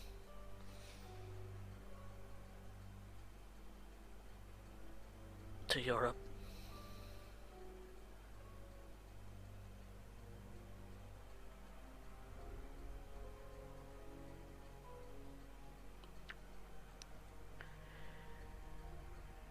It's been slowly growing on me.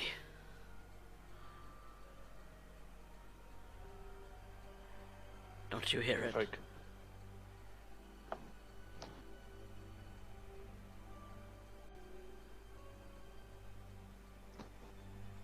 I did once.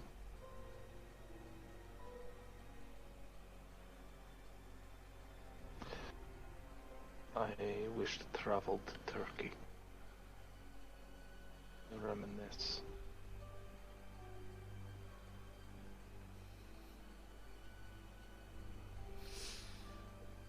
You just want to leave this place behind.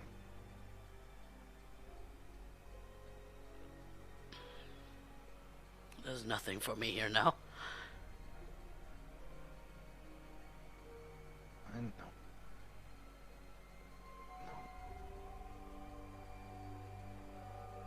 No. I rest my head against his shoulder. Hold him close.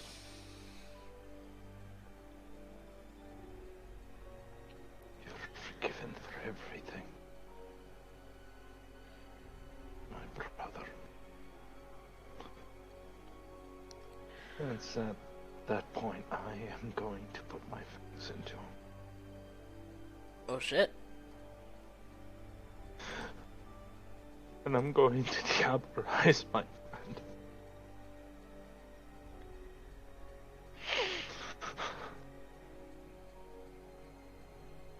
Okay. As soon as he realizes that your fangs are in him, he's going to try and shove you off. I believe he needs to do willpower first. He Because now he's does. suffering from the effects of the kiss. Yes, he does. Fuck. Oh god, I'm gonna regret this, but I got it. I gotta do it. It's just a willpower roll to resist, I believe. So. Whatever he has left.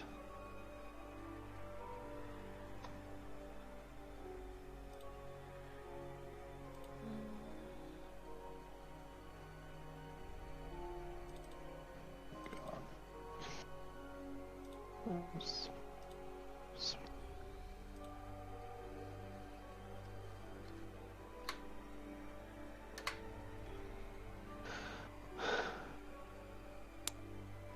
and he's able to withstand it. He throws you off of him. I will grapple on him, willing to end the rolling. Going to spend blood to do so. I know I stand no chance. I get it.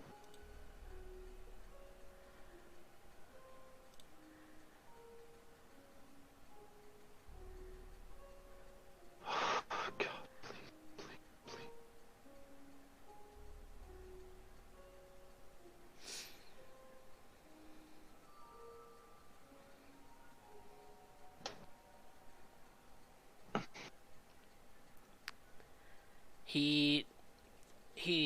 He takes you. I'm gonna spend a willpower. Okay. I've got one last willpower to end up doing. Where'd that roll go?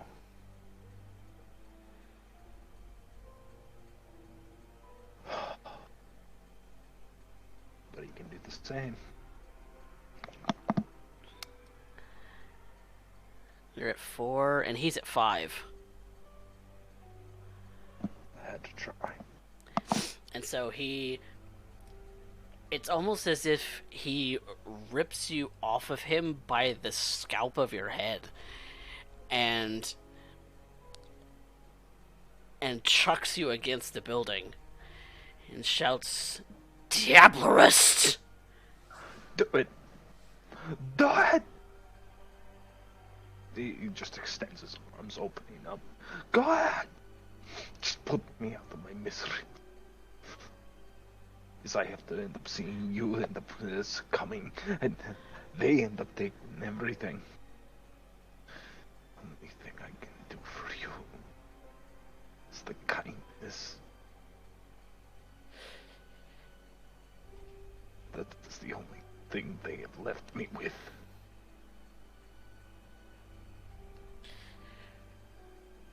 Why? Because I cannot stand to see you in this condition. I cannot stand to see your brother broken. And I would rather you end up taking me out right here and now than end up seeing this extend over and over again. When I know you.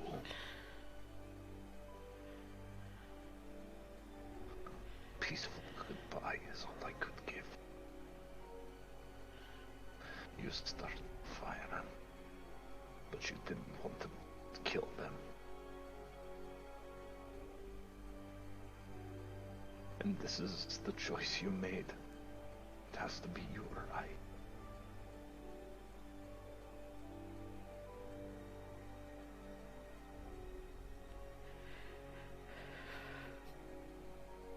And I cannot defeat you in this frail form.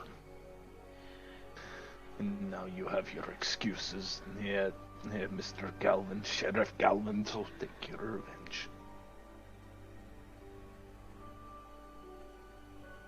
So at least then I don't have to end up seeing you succumb to the worst of what you are.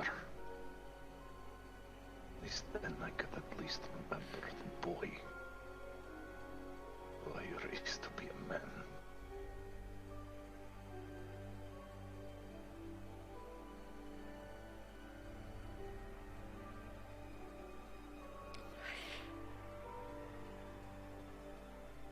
He starts walking forward, his arms extended. He's waiting for the stake to come at any moment.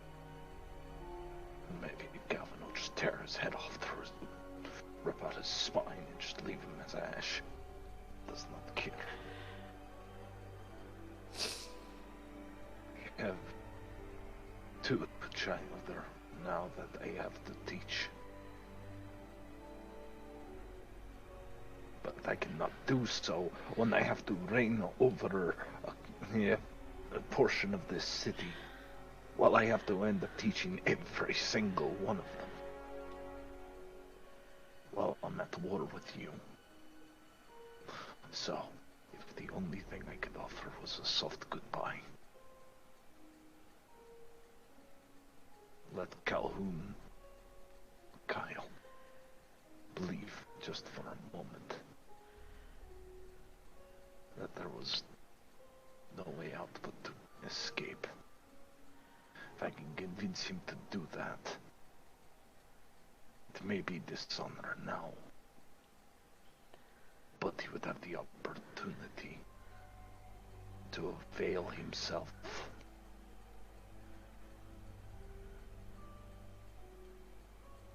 Because if he continues this course, I will have no choice. And I will be either killed or killing my child or my friend. So, welcome to hell, Sheriff Theodore Galvin. Welcome to hell, as I know it.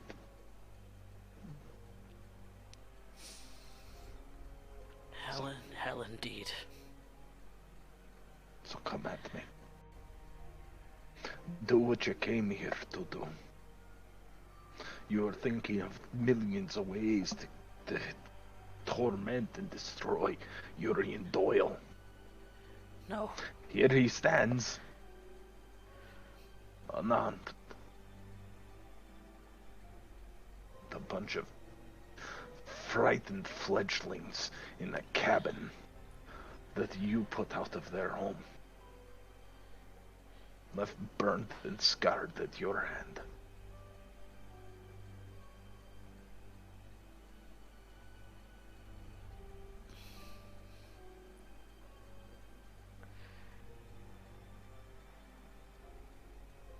And you just see him kind of standing there, just shaking his head. No.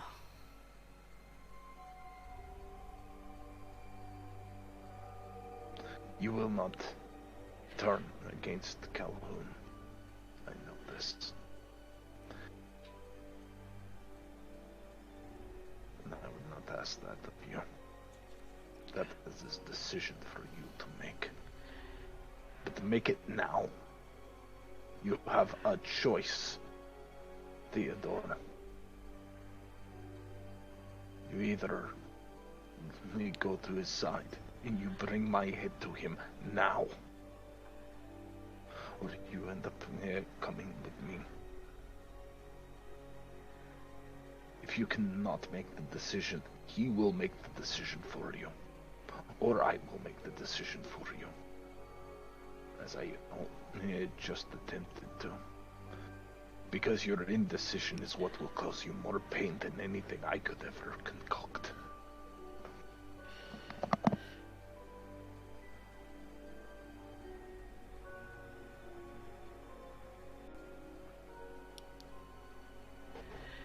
I would rather have a friend by my side when they learn what I am, who I truly am.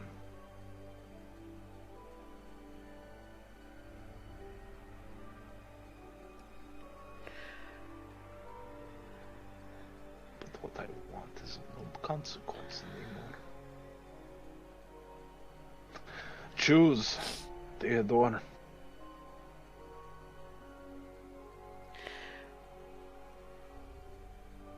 You have every right now, and I have given you every incentive to do so. What's another body on the pyre? And that's how I know you're Marius. I can't deny it anymore.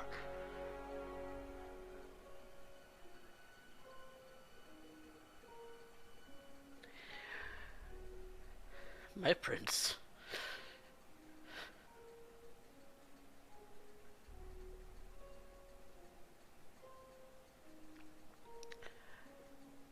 How I've missed you.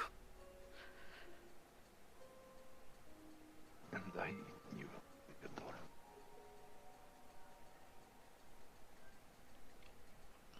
We have a lot of explaining to do. You will be mistrusted and disliked by everyone in this court. You stand by my side. It's nothing different than what was in Dallas. it is different. Here, if it is to your willing, you could end up taking the head off of anyone who ends up crossing you the wrong way.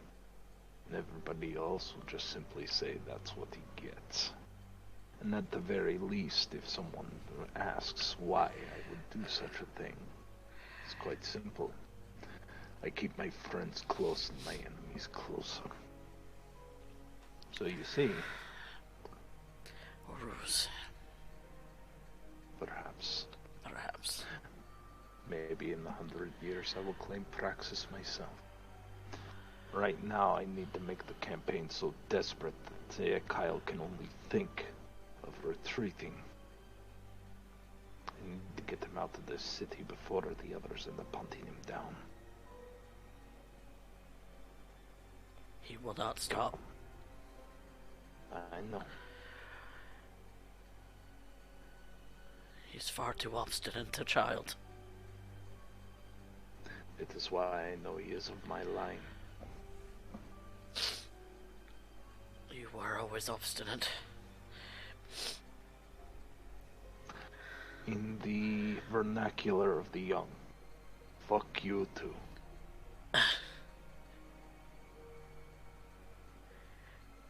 See, an old dog can learn new tricks. I'm afraid I'm too old for that. Well, congratulations. At least now I can have civil conversation. I know you will never see them as the line of Calhoun, but I would like to introduce you to someone. And I believe that is where we are going to take a quick break. Scree! Be back soon, everyone.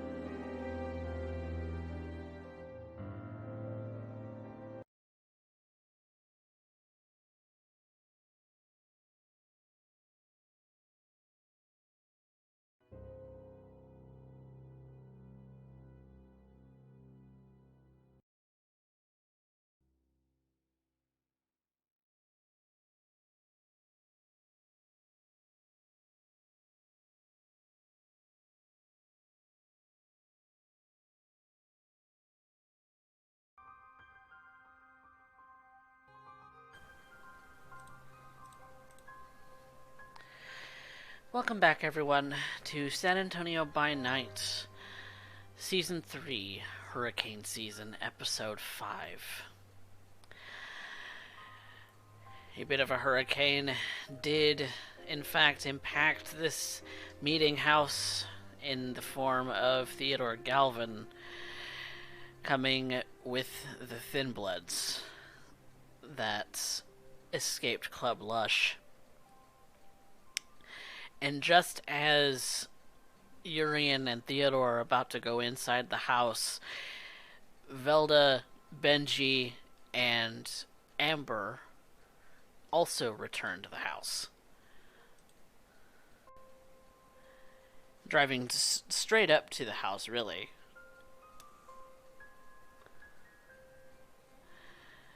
The three of you see Urien and a very tall Nosferatu standing outside the building.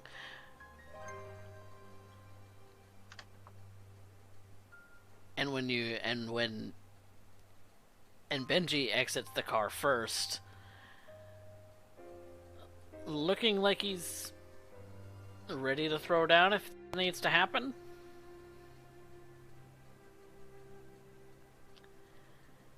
Amber and Velda, what do you do?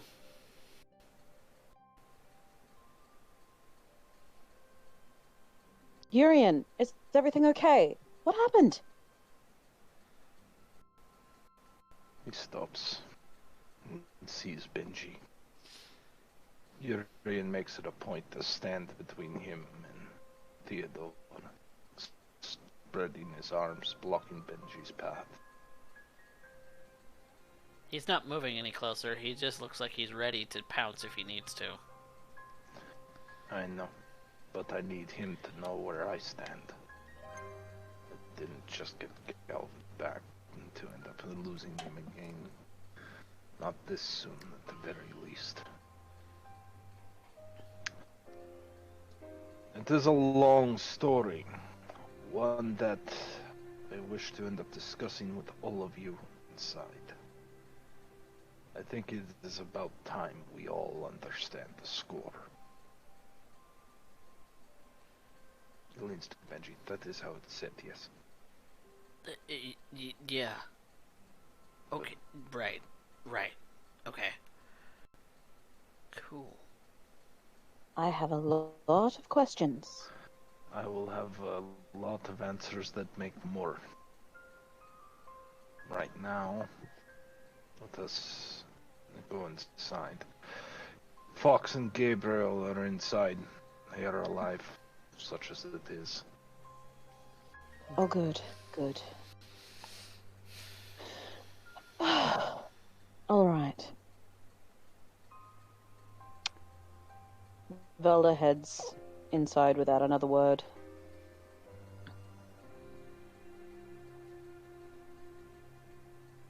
Benji sticks close to Amber. This would be when Amber walks up, and there's no anger or anything. She's kind of just curious, and she, as a very quick aside to Urien, she would ask quietly, "Is that?" Sheriff Theodore Galvin of Jackson.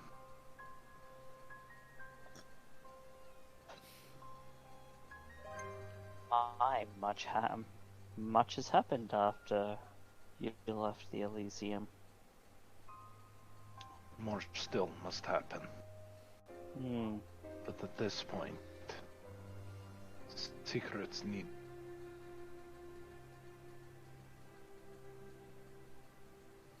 Oh, what is it that time?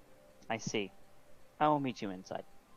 And Amber would head inside, bringing Benji along with her. Benji, might I suggest purposely shortening your own leash? You're not going to like what we have to say.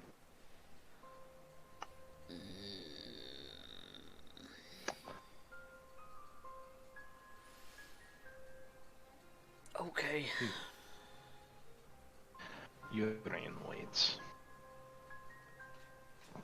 everybody else together before he takes a moment with Galvin. Amber, Velda, you see that Em and Carlos are they've kind of taken up a position where they can see out the window, but are staying as far away from the window as possible. Em seems a little bit scared, and Doc seems to have just finished up and going over Fox's injuries to assess the damage. Looks a little confused at everyone walking in, but immediately gets the idea from Carlos and Em that she should stay back.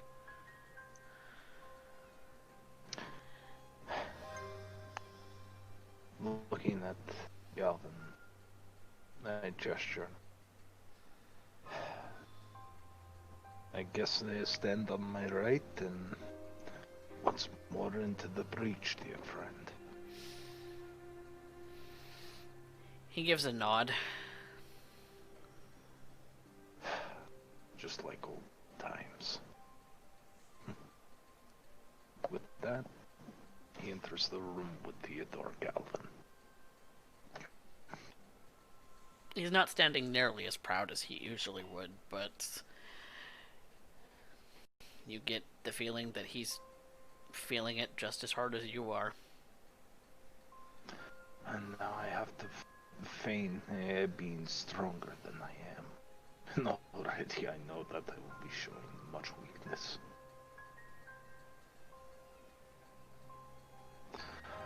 I purposely move a chair to be seating myself in view of all. Take a moment to look over every face in the crowd. Amber, Velda, Carlos, Doc, Em, Benji, Alfonso, Fox. And then my eyes go to the wounded Gabriel. Doc, what is the prognosis on Fox's health? Burns, 2nd degree. Should recover. How long in human terms? Months. But it would... It's hard to judge at this point, I guess. Fox, have you ever been grievously injured before? Not seriously. Most kindred can recover from egregious wounds in a surprisingly short period of time. Bring Gabriel here before me. Let him rest alone for him. And Alfonso goes to collect Gabriel. I'm not Alfonso.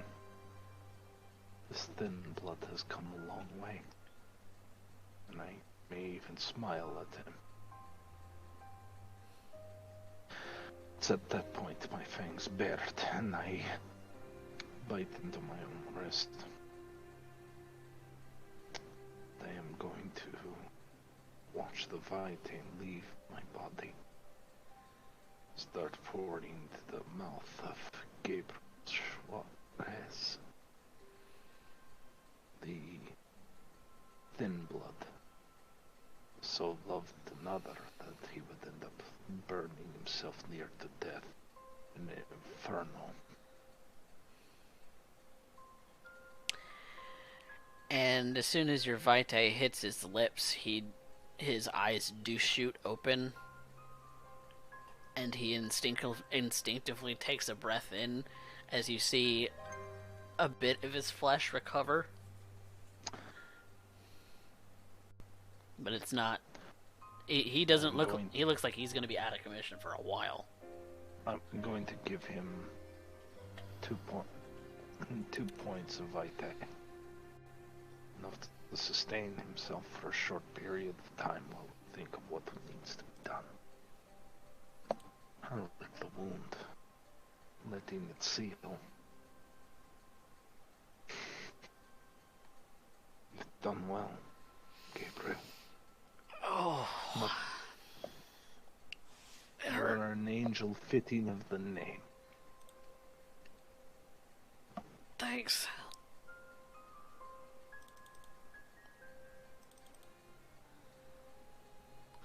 And are you able to stand? And you can see that he's in bad shape. If he had been left in that inferno any longer, he would have gone up in smoke. Sure.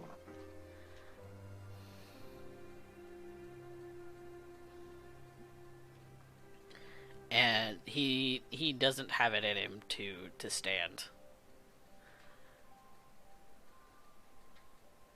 Then I will assist him onto a couch, onto something that allows him to rest and seat.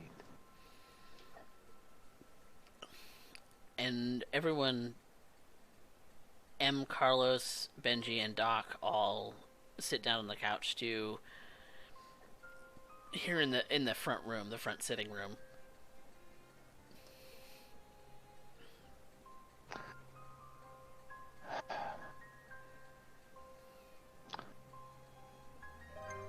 He goes back to the chair, seats himself.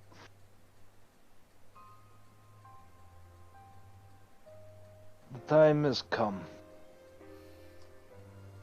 to open up to all those who are in this room. To answer questions long held. And for me to place myself at the mercy of those who have chosen to stay in this barony to which I hold. I suppose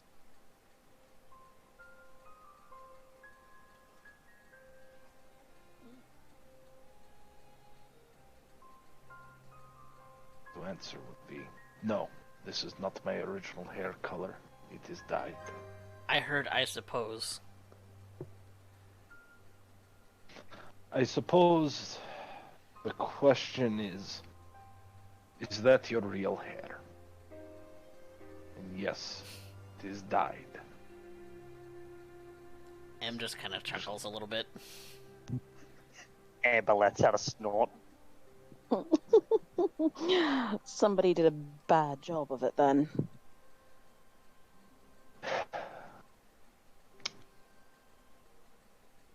Near as I can tell, Urien Doyle was embraced 15 years back. Products must have improved over the time. Near as you can tell. Near as I can tell. On to more serious matters, I believe an introduction is in order. You see that M's face kind of goes into a knowing but concerned face. There are some amongst you who already know this, but I would ask you that you remain silent of such things. To the rest of you, you will end up learning this in truth. But I have made it a point to expose my own weaknesses to each of you. Because I am only as strong as those around me.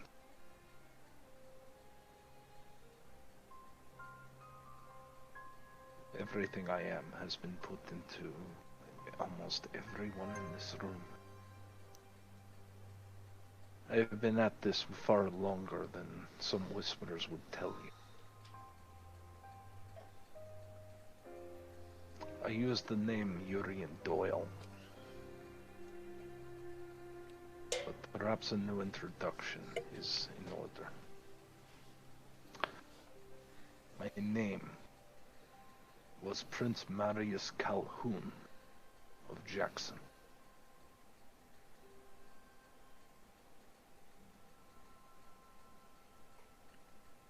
You see from M, Carlos, Benji, and Shell and Doc, and Fox and Alfonso that eyes just kind of meet each other in the room,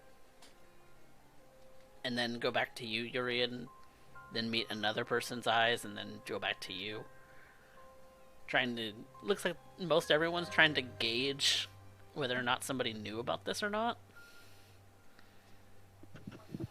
Velda looks like she's about to say something and then closes her mouth, her face scrunching up in thought. Speak your mind, Velda. Sorry, Amber, go ahead. I was just going to say, Amber's expression would remain completely blank at this revelation, so if any of them look to Amber, they would get a side glance, but otherwise no response from Amber.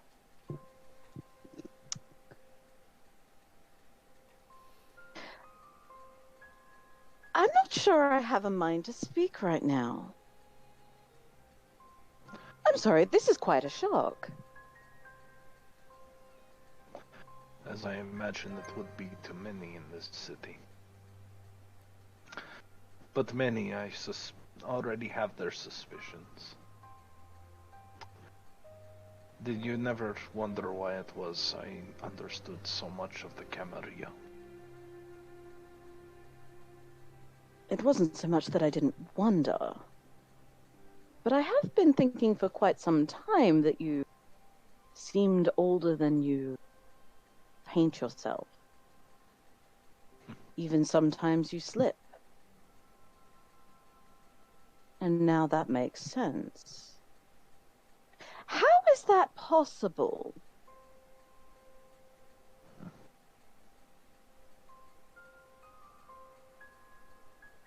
I am an open book, he says to himself.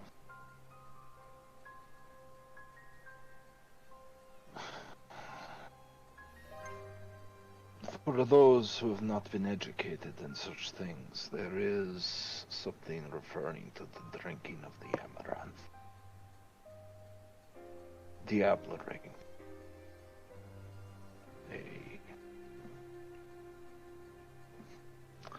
Something that many Camarilla would rather not discuss or admit. It's frowned upon, Theodore says. Heavily. It's cannibalism. Theodore Galvin was my sheriff, Jackson. While he is still coming to grips with the same revelation I have given unto you this night, I would sooner have an old friend at my side.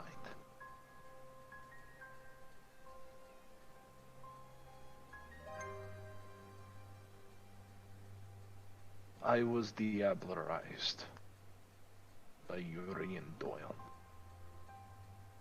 He ended my princedom and was one of several anarchs responsible for the death and destruction of everything I have created alongside my court. When that happened, I came to San Antonio.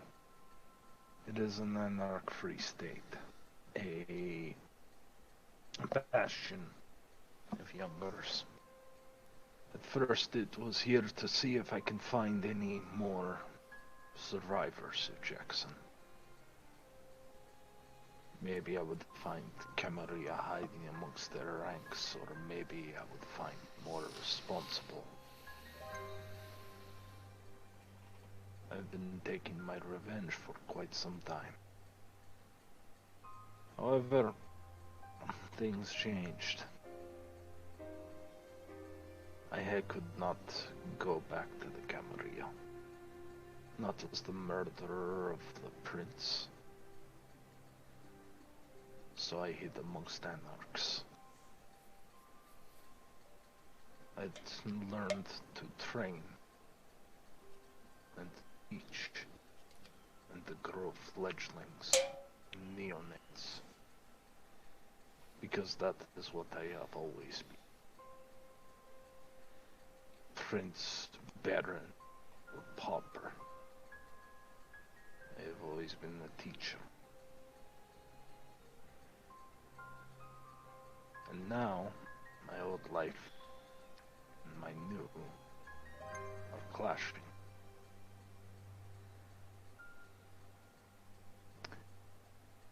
Urien's final gift to me was to curse me with degradation. Should I feed upon mortals, I lose myself. He and I both become... well, we both would be devoured by the shared beast we had. So I am forced to feed upon the blood of kindred, the Vitae. And so, it is no exaggeration when I say my strength is in all of you.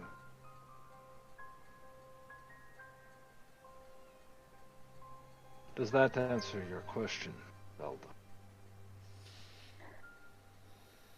As he speaks, you can see the cogs turning in her head. More than I would like to admit.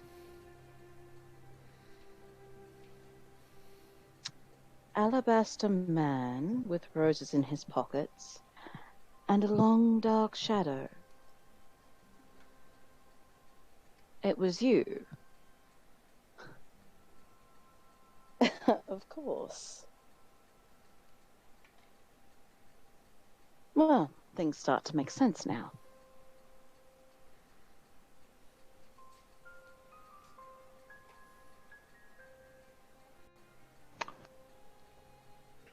This simultaneously makes me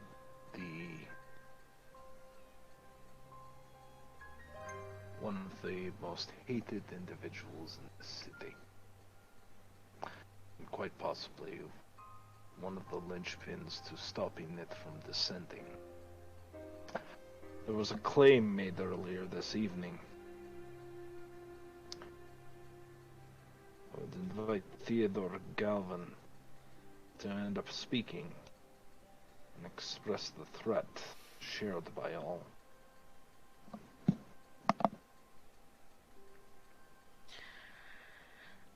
Kyle A. Calhoun, descendant of Marius Calhoun, is declaring praxis on San Antonio. He aims to become prince, and I his sheriff. And Ashley Sanderson his seneschal. And you see that Carlos and Doc get a little confused by the use of titles.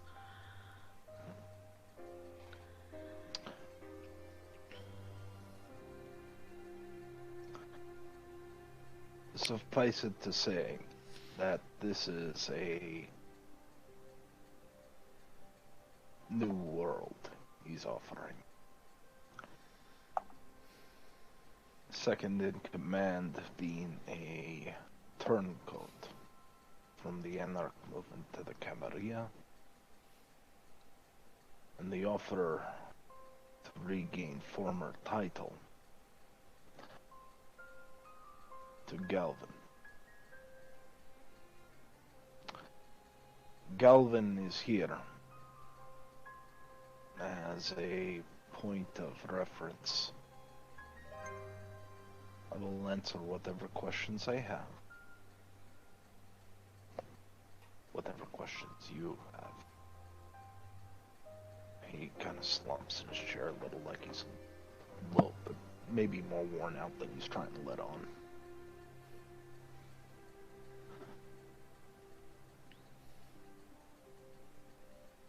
Fox and Gabriel. Mm-hmm. You are here by the hand of Theodore Galvin. So the claim goes. Are you willing to confirm this? I don't know exactly what happened. The fire started, and people started rushing, and I thought I saw someone, but I can't be sure.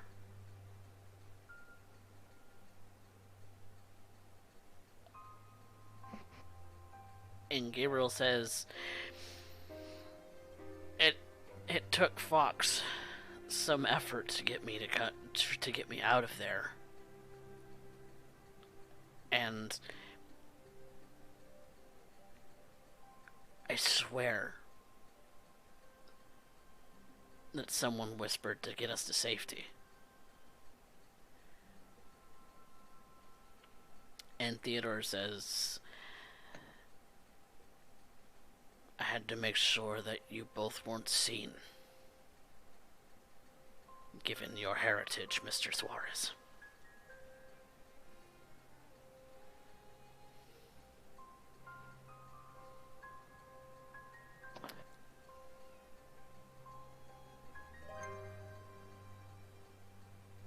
This, however, also ends up raising another point. There is another threat potentially coming. This was the news you were not going to like, Benji. Accordingly, Galvin has been telling me that we may have a Sabbat pack coming. What? Primarily to do with your sire. I only saw just him. He was at his Isabella's. He looks to Theodore, allowing him to express what he knows.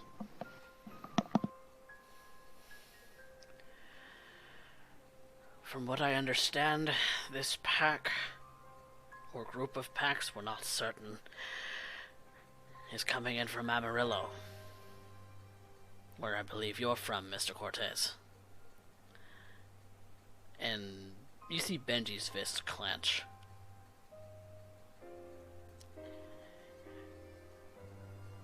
A whole pack? Benji retorts.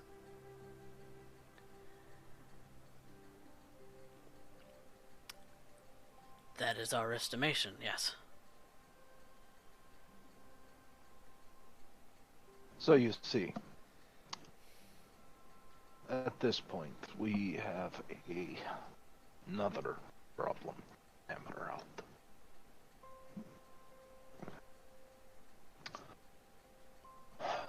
You see, you see, like Benji's neck muscles start to stiffen.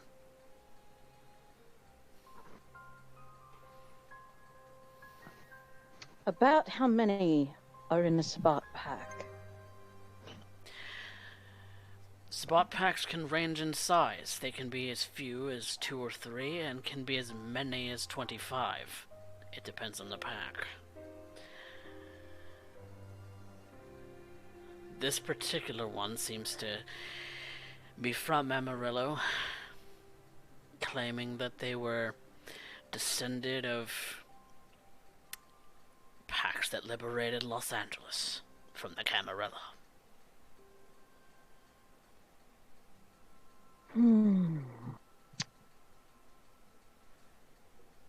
So the next question is, why have they turned their gaze here?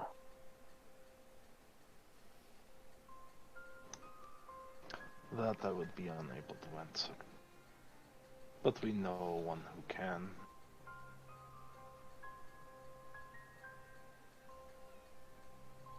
Carnage. Find him and you'll get many of the answers you need. Benji kind of angrily nods his head.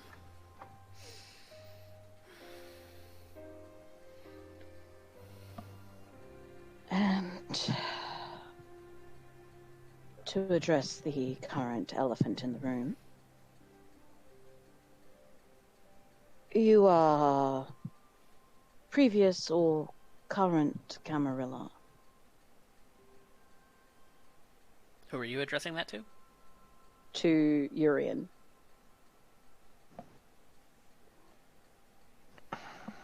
At this exact moment, Mr. Galvin, am I a recognized prince in any city on the world?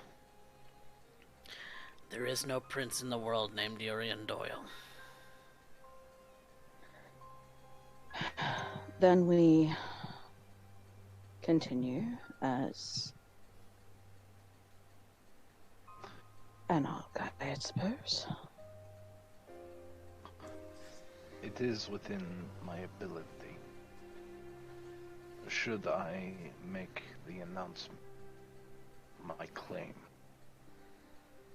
that I very much can proceed with praxis. To explain this to Doc. Long story short, with but a few words, I can end up simply declaring myself to be the next president. Shit. The problem being that is not what the Anarchs are. They don't look for rulers.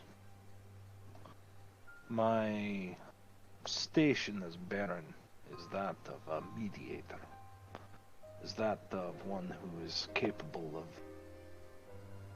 offering and supporting power and earning respect of those around. Prince is an ironclad ruler.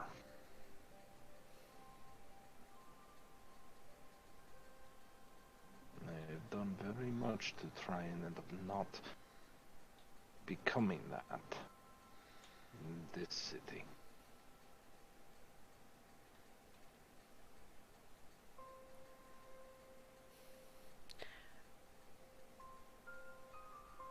And Benji pipes up. So, is that what we're doing? What? Do you think that I will simply end up announcing to the world, I am Urien Doyle, I am declaring praxis? You really believe that's what I will do? I don't know at this point. Good. Keep suspicions. That doesn't make me feel better. This is quite a lot to absorb. So, Mr. Galvin, Yes. what is your role in all this? Where do your loyalties lie?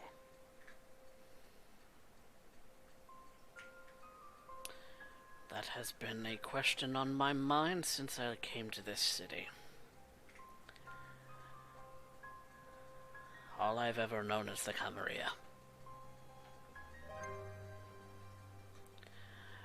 And yet, I find myself at a crossroads. Do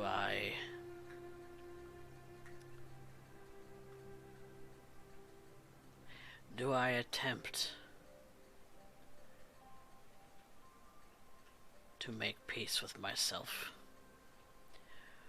Or do I establish something for future generations? My prince's future generations.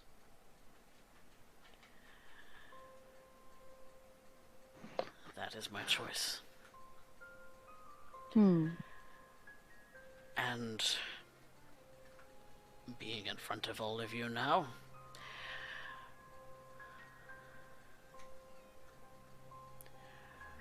I have made my choice.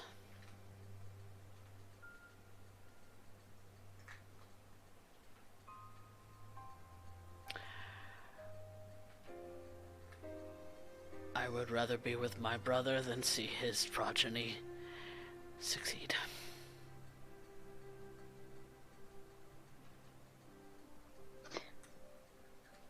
In which case,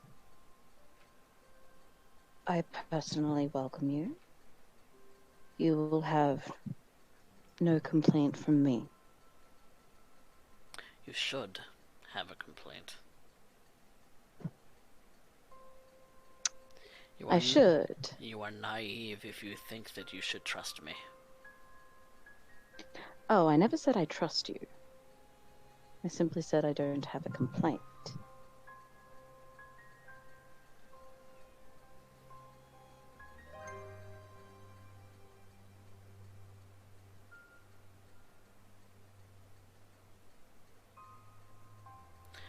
As I said, I've made my bed. I will be sure it is filled with fine linens and finer women. I doubt that that's possible. Give me a few centuries to work on it.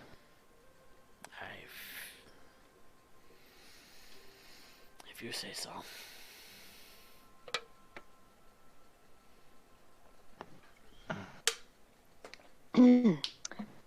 Well then, what's the next step then? The next step is moving forward. The Camarilla have scratched at us to show that they still have claws. I intend to have them cut out. I would sooner remove Sanderson. I want him removed so that Kyle has no one to lean on when it comes to his praxis. We'll delay his attempts, weaken the airport in order to have it reclaimed. And from that point on, Camarilla that are in the city have no other clauses for escape. Unless, Mr. Galvin, there's one thing I may be overlooking.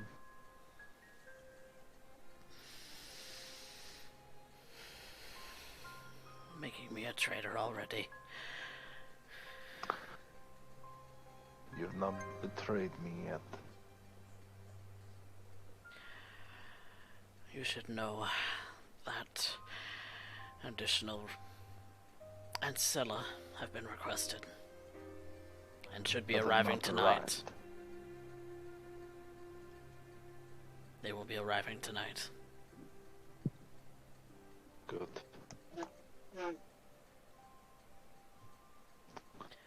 Who exactly they are, I'm not positive. They didn't send word. Not to me, at the least.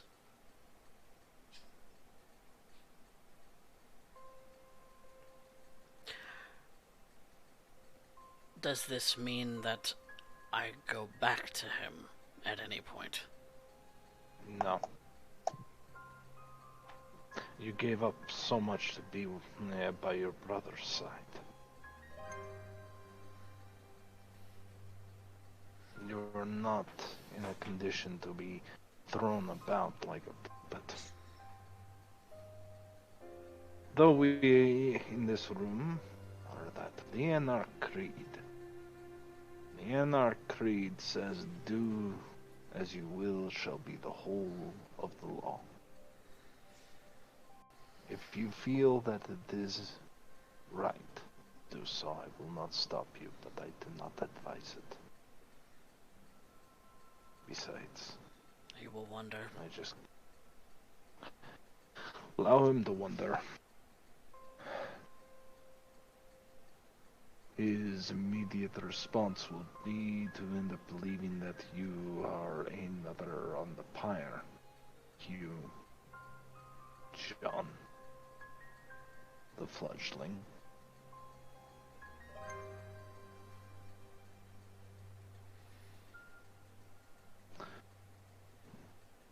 But without you, we can bring this to a close very soon.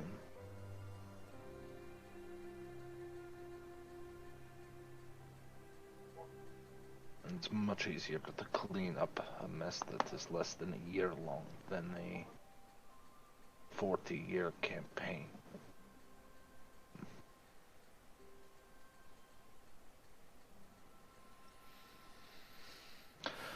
So, any questions, comments, or death threats from the peanut gallery?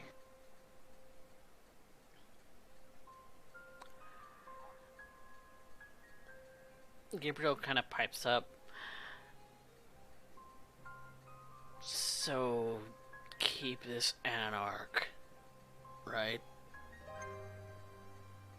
Because some of us don't have a place in the Camarilla. Not in Kyle's Camarilla, no. Not in the Camarilla of Houston, either. No. But Gabriel, look at the bright side. You have already ended up sampling the blood of a Camarilla prince.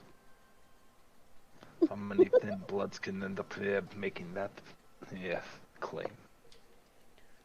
I'm not sure how I feel about that.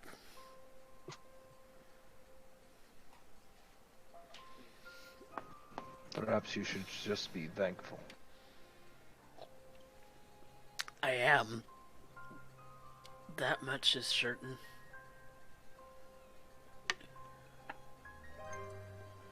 The building can be rebuilt. The lines can be redrawn. None of you can be replaced.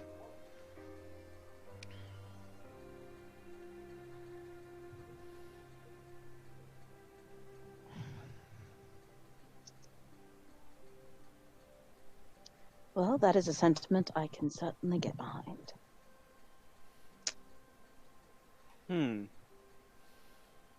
Quite.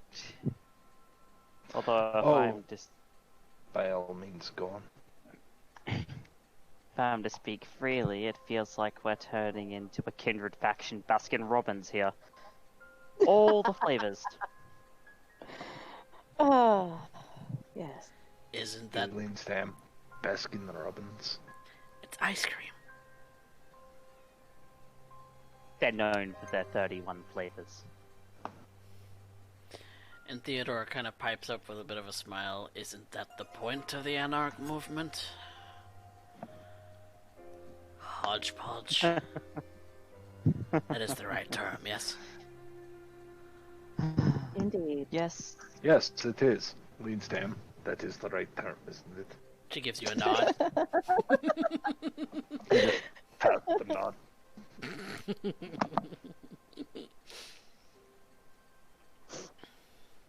Ah. All right. Well, then I don't think we can rest on our laurels for too long. No. Especially not if we're having more Ancilla coming into the city for tonight. Actually, that raises an interesting thought. There are a lot of kindred in this city. Soon to be Yes. a lot more. Yes, and at the hands of the Scourge and myself, you have suffered losses. And for that I am Yes. deeply apologetic. It is never my intention to kill a kindred. Every kindred life is sacred to the Camarilla.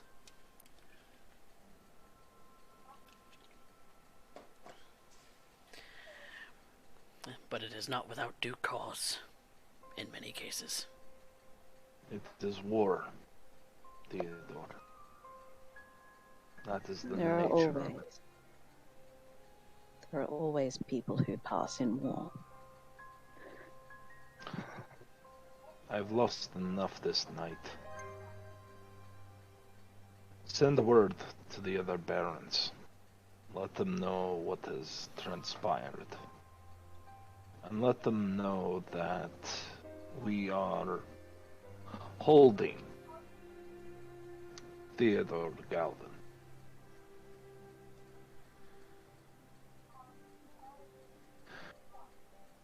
Let them know that these Ancilla are coming. And expect, well, warn them of the Sabbat. Let them know I am currently looking for any information that would lead us to Carnage and his pack.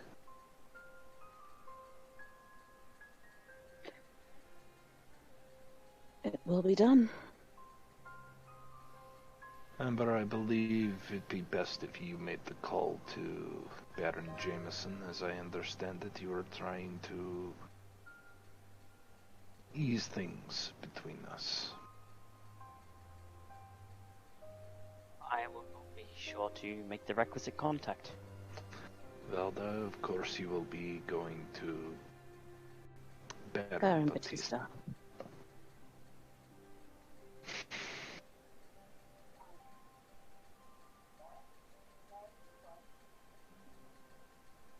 At this point, I will simply say this. What information I have revealed to you this evening lays me out to the sun, should any of you choose it. But if even so much as one of you chooses it, then I know that I was not meant for this city. But if all of you believe that this is the course of action,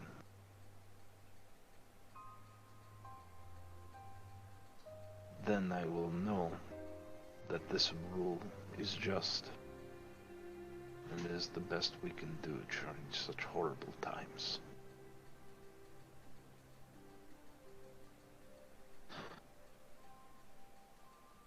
Amber and Velda will be dealing with the barons, respectively. You are my arbiters in this. Galvin, Doc, Benji, Carlos. We will have you secure the locations, get as much information on the fire and anything we can pin to the Camaria's involvement. Specifically, he raises a hand to Galvin, purposely interrupting. I want to end up knowing what we can do to scrounge what resources we can from its loss. There are other nightclubs, and in time we will be building our own from scratch, and more. But for now, we cannot end up going about it if we are burning each other to the ground, so we can be king of the ashes.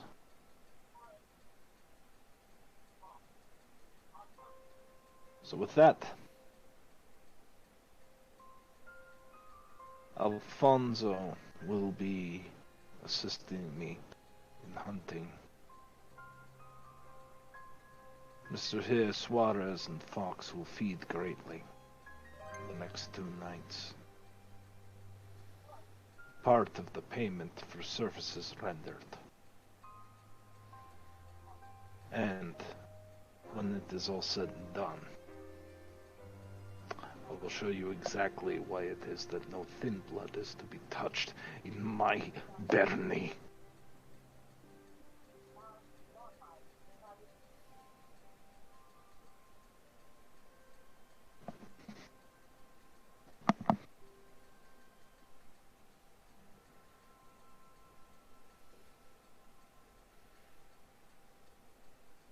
As the silence settles in the room, for a moment.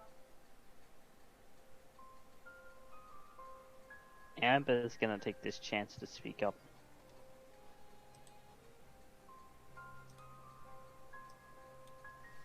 Urien, if I may.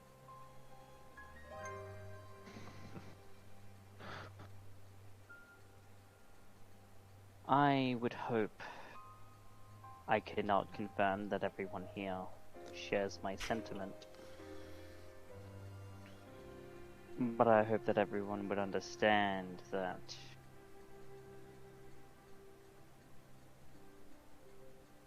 once is happenstance, twice is a coincidence, and three times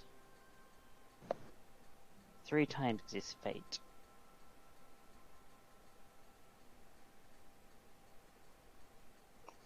If you understand what I mean.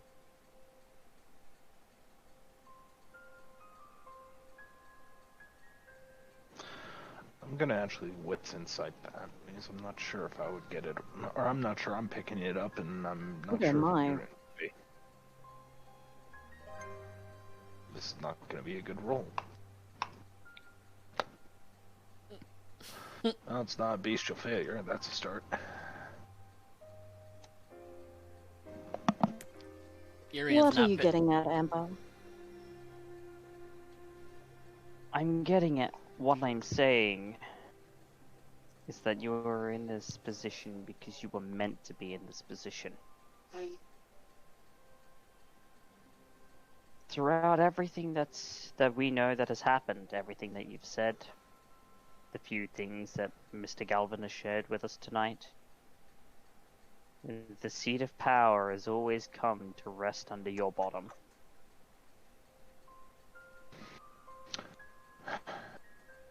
I suppose that he leans over to Theodore. I suppose that's the young ways of saying heavy is the brow that wears the crown. How am I supposed to know? We're figuring this out together. Amber, we're going to have to educate them both. We are. The Between- point is though, Urien, you are here with the power in your hands right now because you were meant to be.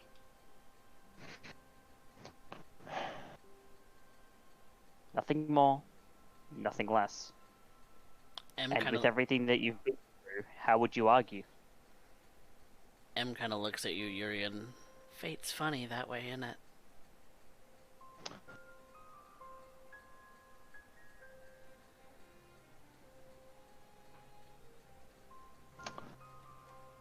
Well, I will have to end up wondering on that. I've always believed in choice. Fate would imply I have no choice at all. And this is partially true. I've given up everything you need to destroy me to everyone in this room. You can turn traitor at a moment's notice, and no one would be able to find out. And we would all be suspicious of one another.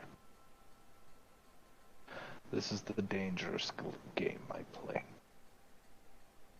And for one simple reason.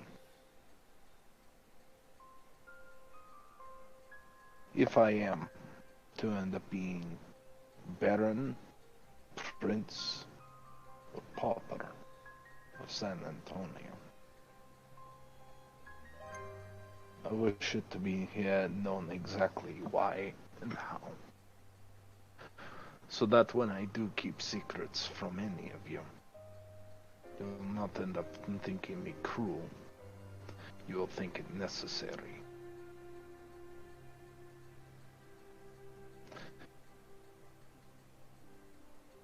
I may be cruel from time to time, he looks to Carlos, but I have always been fair.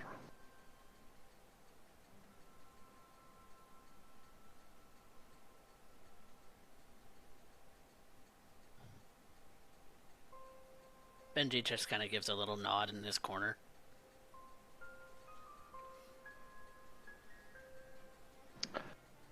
That being said,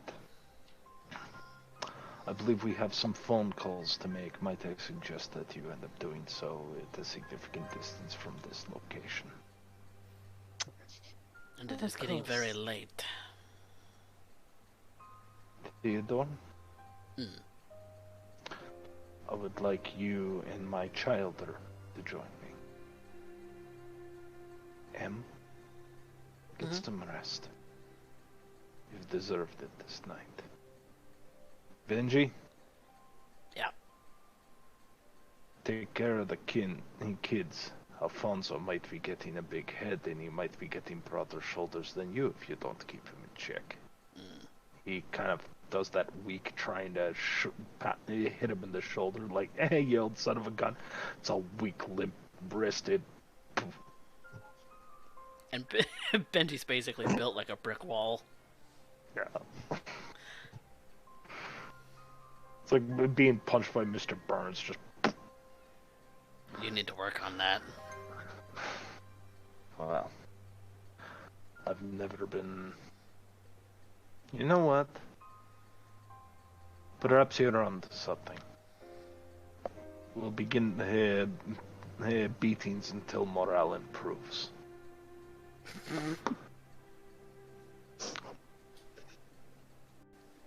He looks to Fox, Gabriel, and Alfonso. My thin bloods. My low-birth solution. You might see tonight as a defeat. But no, I have never been prouder of all of you than this night. Alfonso just kind of shoots you a thumbs up. He kind of throws one back, assuming he understands the response to the gesture.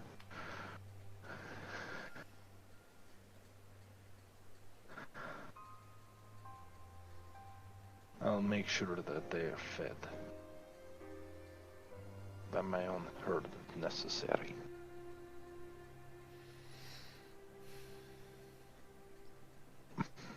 Now, that being said, we have places to be. The sun will be rising shortly, and I'm feeling so exhausted. Has been a long night. There are nods across Exceptionally. the room. I'm sorry, what was that, ST? You kind of cut out there for a second. I said that there are nods across the room. Oh, okay.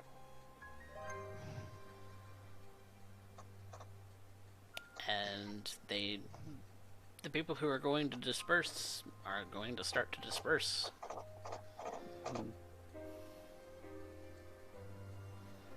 Amber will be moving that head out, and as she does, she'd speak to the room.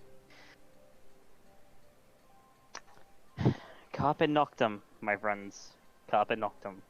And I would note that, Mr. Galvin, for the time being, that includes you as well. Thank you. Seize the night.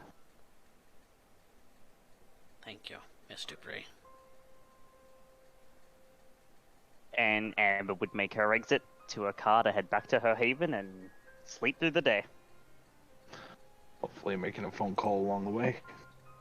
Oh yeah, making a phone call to Kenneth, because she has his number, to ask and see if he can't get her in contact with Baron Jameson regarding some very important matters.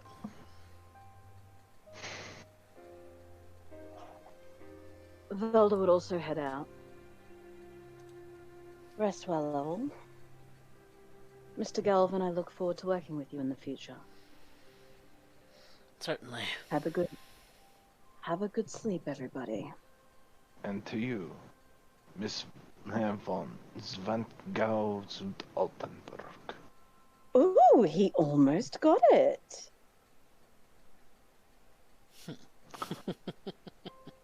I swear to God, you picked that name just to troll me.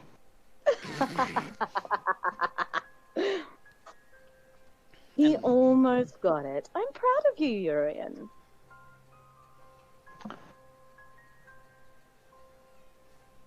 He kind of looks at you, like his demeanor just goes very somber when you call him that. And I appreciate that. Can't get out of the habit yet. To be fair, it's a habit that may serve you. Indeed. Rest well. And with that, she will leave.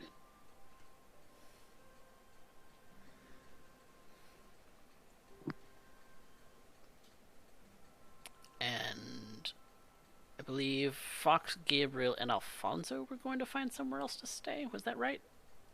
They can stay in the meeting place. Okay. Probably shuffled into the basement where it's a little bit more secure and a few more locked doors. Yeah. But They'll definitely shuffle down to the basement. The three of them. And Benji is going to go with them.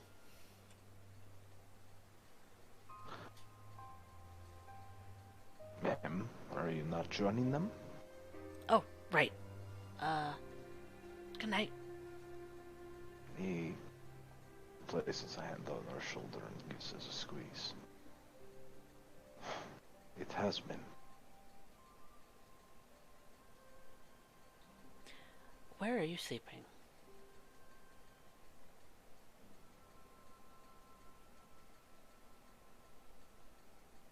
Place where I'll remain warm. I have no doubt. She kind of cocks her head a little bit at that. Okay.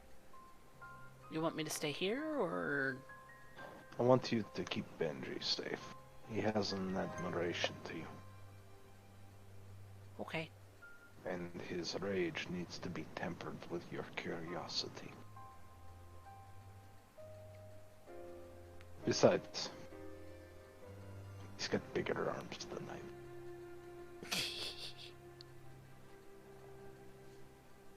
That's true, but he's built like a brick wall. He's not cozy.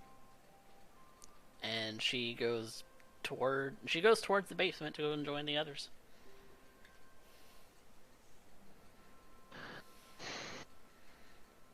Urien starts to walk towards the door. Do you have a lift, Theodore?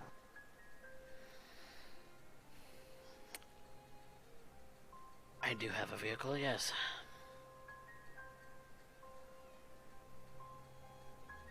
Perhaps we should take yours.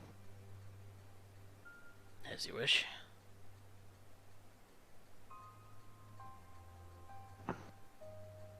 He starts to walk out, having his child with him.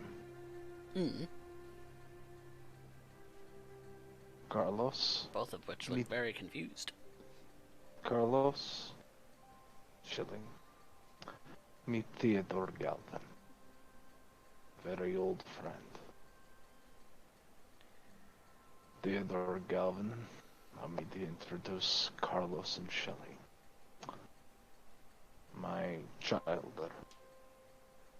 Probably the strangest thing they keep having to say of Clantramier. Yes, that's an odd one indeed. To be fair, half the time I want to see Clan Ventru, but I know that cannot be true.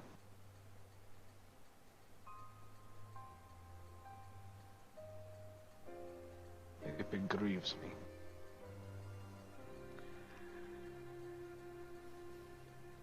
I can't even imagine.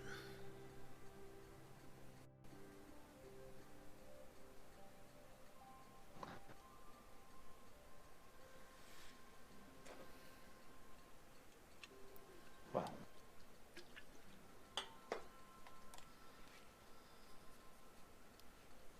let us continue off then. find a place to sleep for the night. Or for the day. It's spending far too much time around children. I tend to be pretty good at finding such places. You'll have to show me some places that are unique to our own domain. In these the Galvin.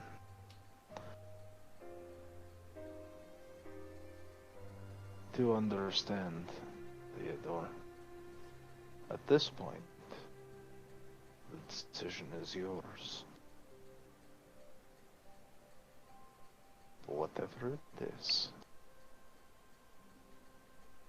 He pats him on the shoulder. No, I do not hold it against you.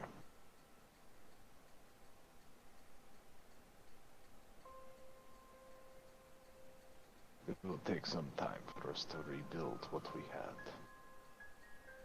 Then we can focus on San Antonio. Maybe Paris. I would love to see Paris again. I think that's a fantastic line to end the night on. I believe so too. Yay!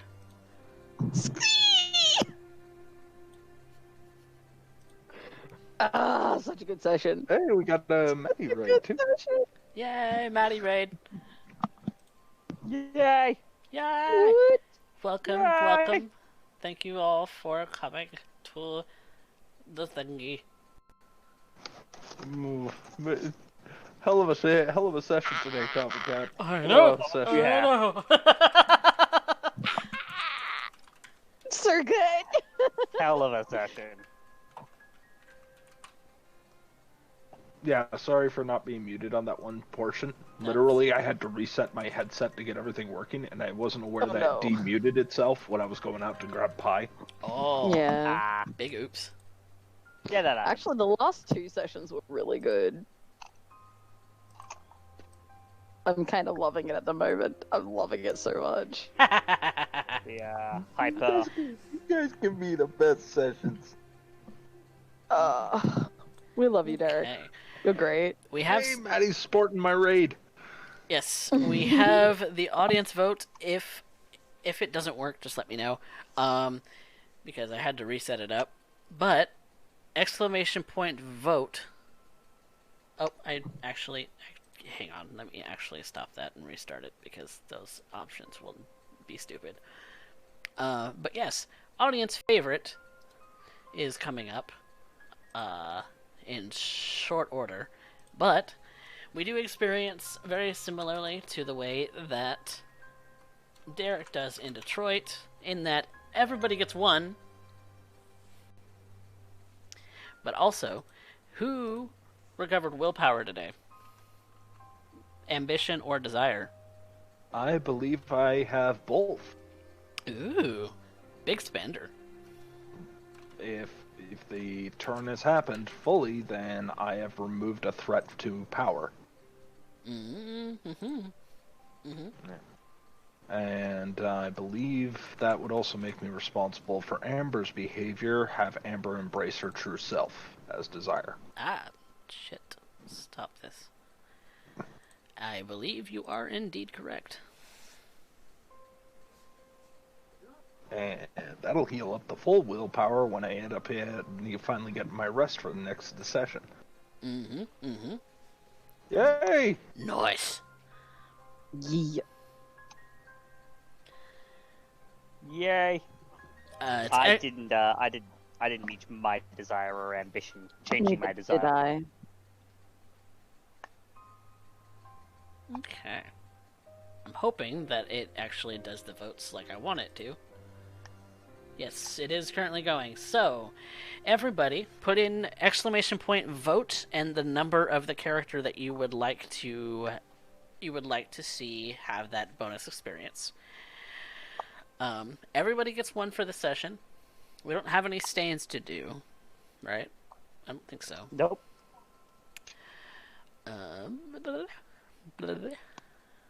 Yeah. So, then we move on to the player voted categories, which are best scene, moving the plot, and best line. So, who moved our plot? Be it personal plot or main plot, your choice. Urien. I don't want to sound like a braggart, but I honestly think that it's going to be hard to end up voting many other people. Yeah. Yeah. I think I might have just clean sweep this session. Oh my. Oh my. Okay. I know that Velda was setting up some stuff early on, but it was. I recognize she was more trying to feel out the field. Yeah. I think that's what she was doing a lot Mm-hmm. this session. So Yes. her and Velda her and Amber at the Elysium for the rest of the session, for the early session part of the session. It was just feeling out the field. All right. Well, I'll take it then. Best scene. Oh, come on. Definitely You Urien. I mean, is there a Yeah, question? you don't even need to ask. There's no question. Urien having a point where he ends up having to end up going face to face with Galvin. Oh, that was rough. It was so good. So good. He didn't even have potence popped. You're lucky. Oh, trust me. If he wants to tear my head off along with the spinal column, he is well capable of doing so. Mm-hmm. He could right now, if he wants to. You could tell me, Derek, roll a new character here tonight, because while you were going, Galvin just tore you and your hip childer to pieces, and he's well capable of it to the point where I'm not even going to ask for a die roll. Oh yeah. Like, that's how confident I am in Galvin is one of those characters that you do not fight this guy. Nope. Period. No, That's fuck not with the him. way you can tackle him. Not at all. All right. And best line. Okay. So now this is the one that now that we are finished with the session, I may be able to throw my hand into the ring. Which line? That the last line that Amber said before she left. Mm. Carpet knocked him, my friends. Carpet knocked him. Oh, it was good. It was very good. It was. And trust me, if it doesn't go to Amber, it's definitely going to Urien. For which one? Yeah, that's the question. Urien Isn't it? had Which so one? many. I mean, his cluelessness on modern colloquialisms and mannerisms. As the young put it, I was fuck also you gonna too. say, I was also going to say, Velda also had a pretty good one in. We've got to teach them. We've got to True. train Yeah, them. we have to educate these two. I think we have an argument for all three. High or low? Yeah. I'm thinking Go high all in? clan high. High Yeah. and high? High clan high. High clan high. All right, so we either all get it or we don't. Yep. Yep. Boop-a-doo. Lucky Yeah! sons of bitches. And clean sweep. Love it. Love it. By the way, you want to know how long we've been at this? I've just hit 103 experience with that. Holy shit. So I'm expecting Blood Sorcery 5. No, I Well, only have 13 to spend. Oh, that's right, you spent some. You need 25 to get that, yeah. Yeah. There's That's about right, 4 you minutes spent left on the voting, so get your votes in right now, people, for your audience favorite. Doesn't matter the reason. We have 2 Toreadors and a Tremere. We have a... We just have a lovely session. It could be for the moments of tears, it could be the moments of silly, it could be for whatever reason you goddamn well please. It is your This was choice. such a good session. 0 is Urien, 1 is Velda, and 2 is Amber. Get to voting. Yep. Yeah. Yep. Velda, congratulations, you're ahead. Yeah. I know, I'm confused. But yeah, what did Velda we had a- think? Velda had a lot of confused at the end of that session. Oh yeah, she did. She's just like, wait a minute. Her eyes are bugging out of her head, running 1,000,000 miles an hour. It's like, what the fuck? She's like, And Nosferatu Elder! but she's also like, things are starting to make sense, and I'm not sure if I like this.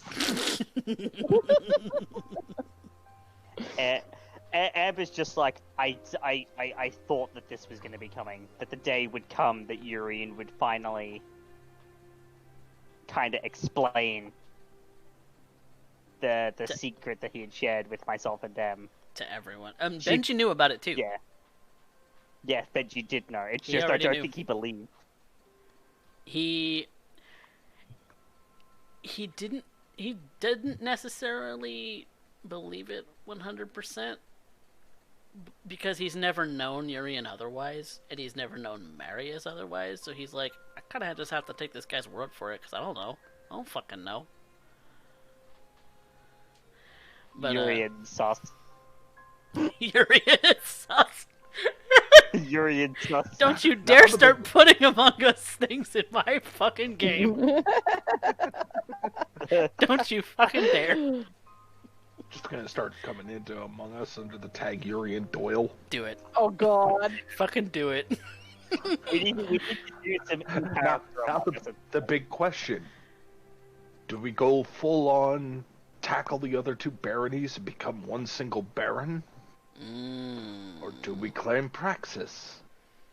That is the big question here, because either way, you're looking at some hiccups. Oh, there's always going to be yeah. hiccups. Urien purposely put himself out to dry, but the sad truth is that if he doesn't... If his own coterie doesn't do it, it's going to be somebody else. Yeah. And the thing is so if he ends up playing this bit of openness, that might work in his favor. Because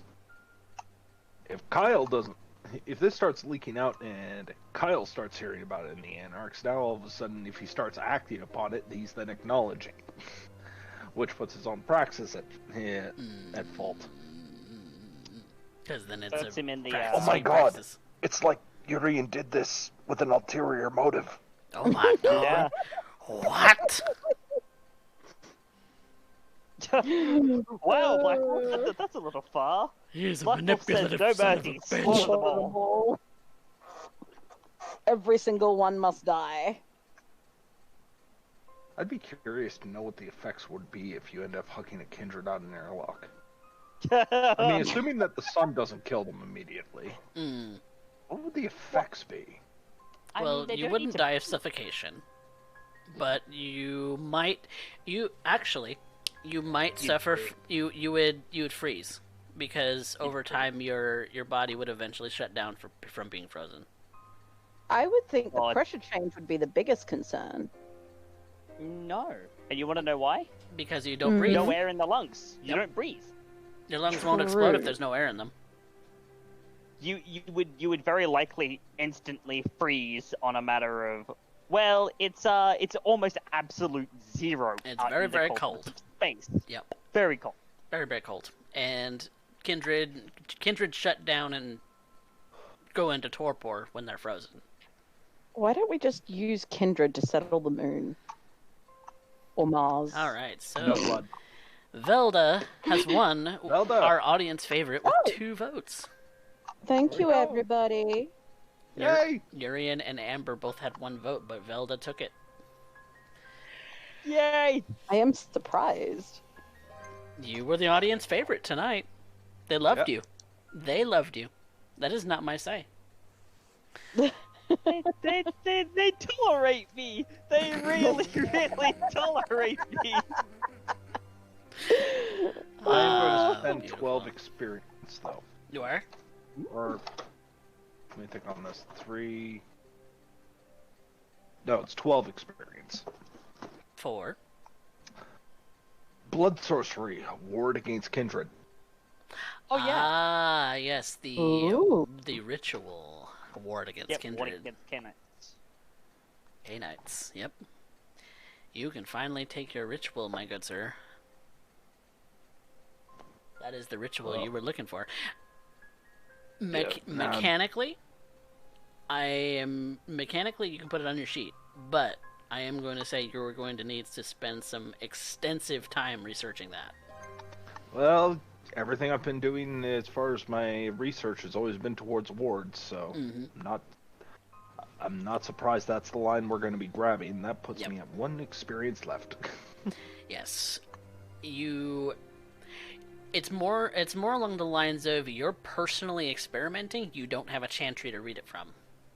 Yeah. So, but I do have another Tremere in here that we've been swapping notes. You have been swapping notes with Clovis. That's for sure.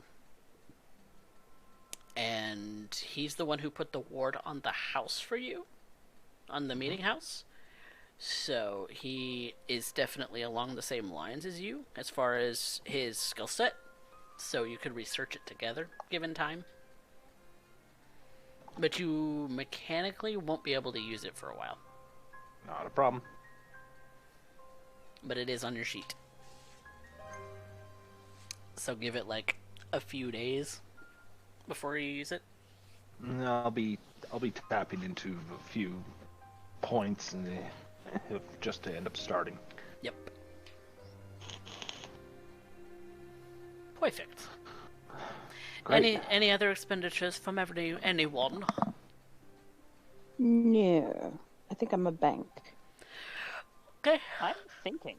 What you thinking on?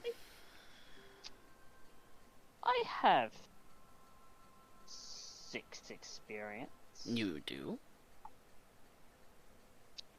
Kinda thinking, looking at my skills. Mm-hmm. Looking to bump one from 1 to 2? Or take 2 new ones at 1? I'm thinking of taking 2 new ones at 1. Aha! What would those be? I was thinking Occult 1, Politics 1. Both of which are very valid.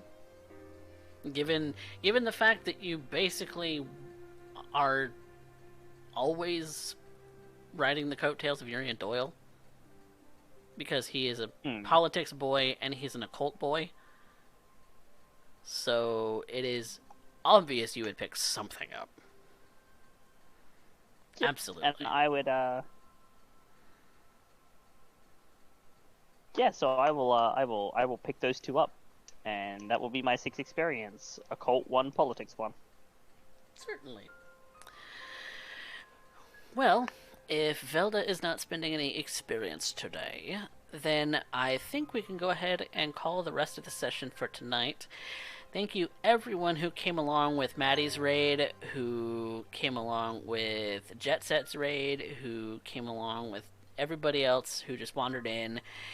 You all are wonderful, and I love you all. And we will see you next Wednesday for more San Antonio by Night. And likely on Friday for more Caffeine Fix. So, Yay. say goodnight, everybody. Good night, everyone. Good night. Fare thee well.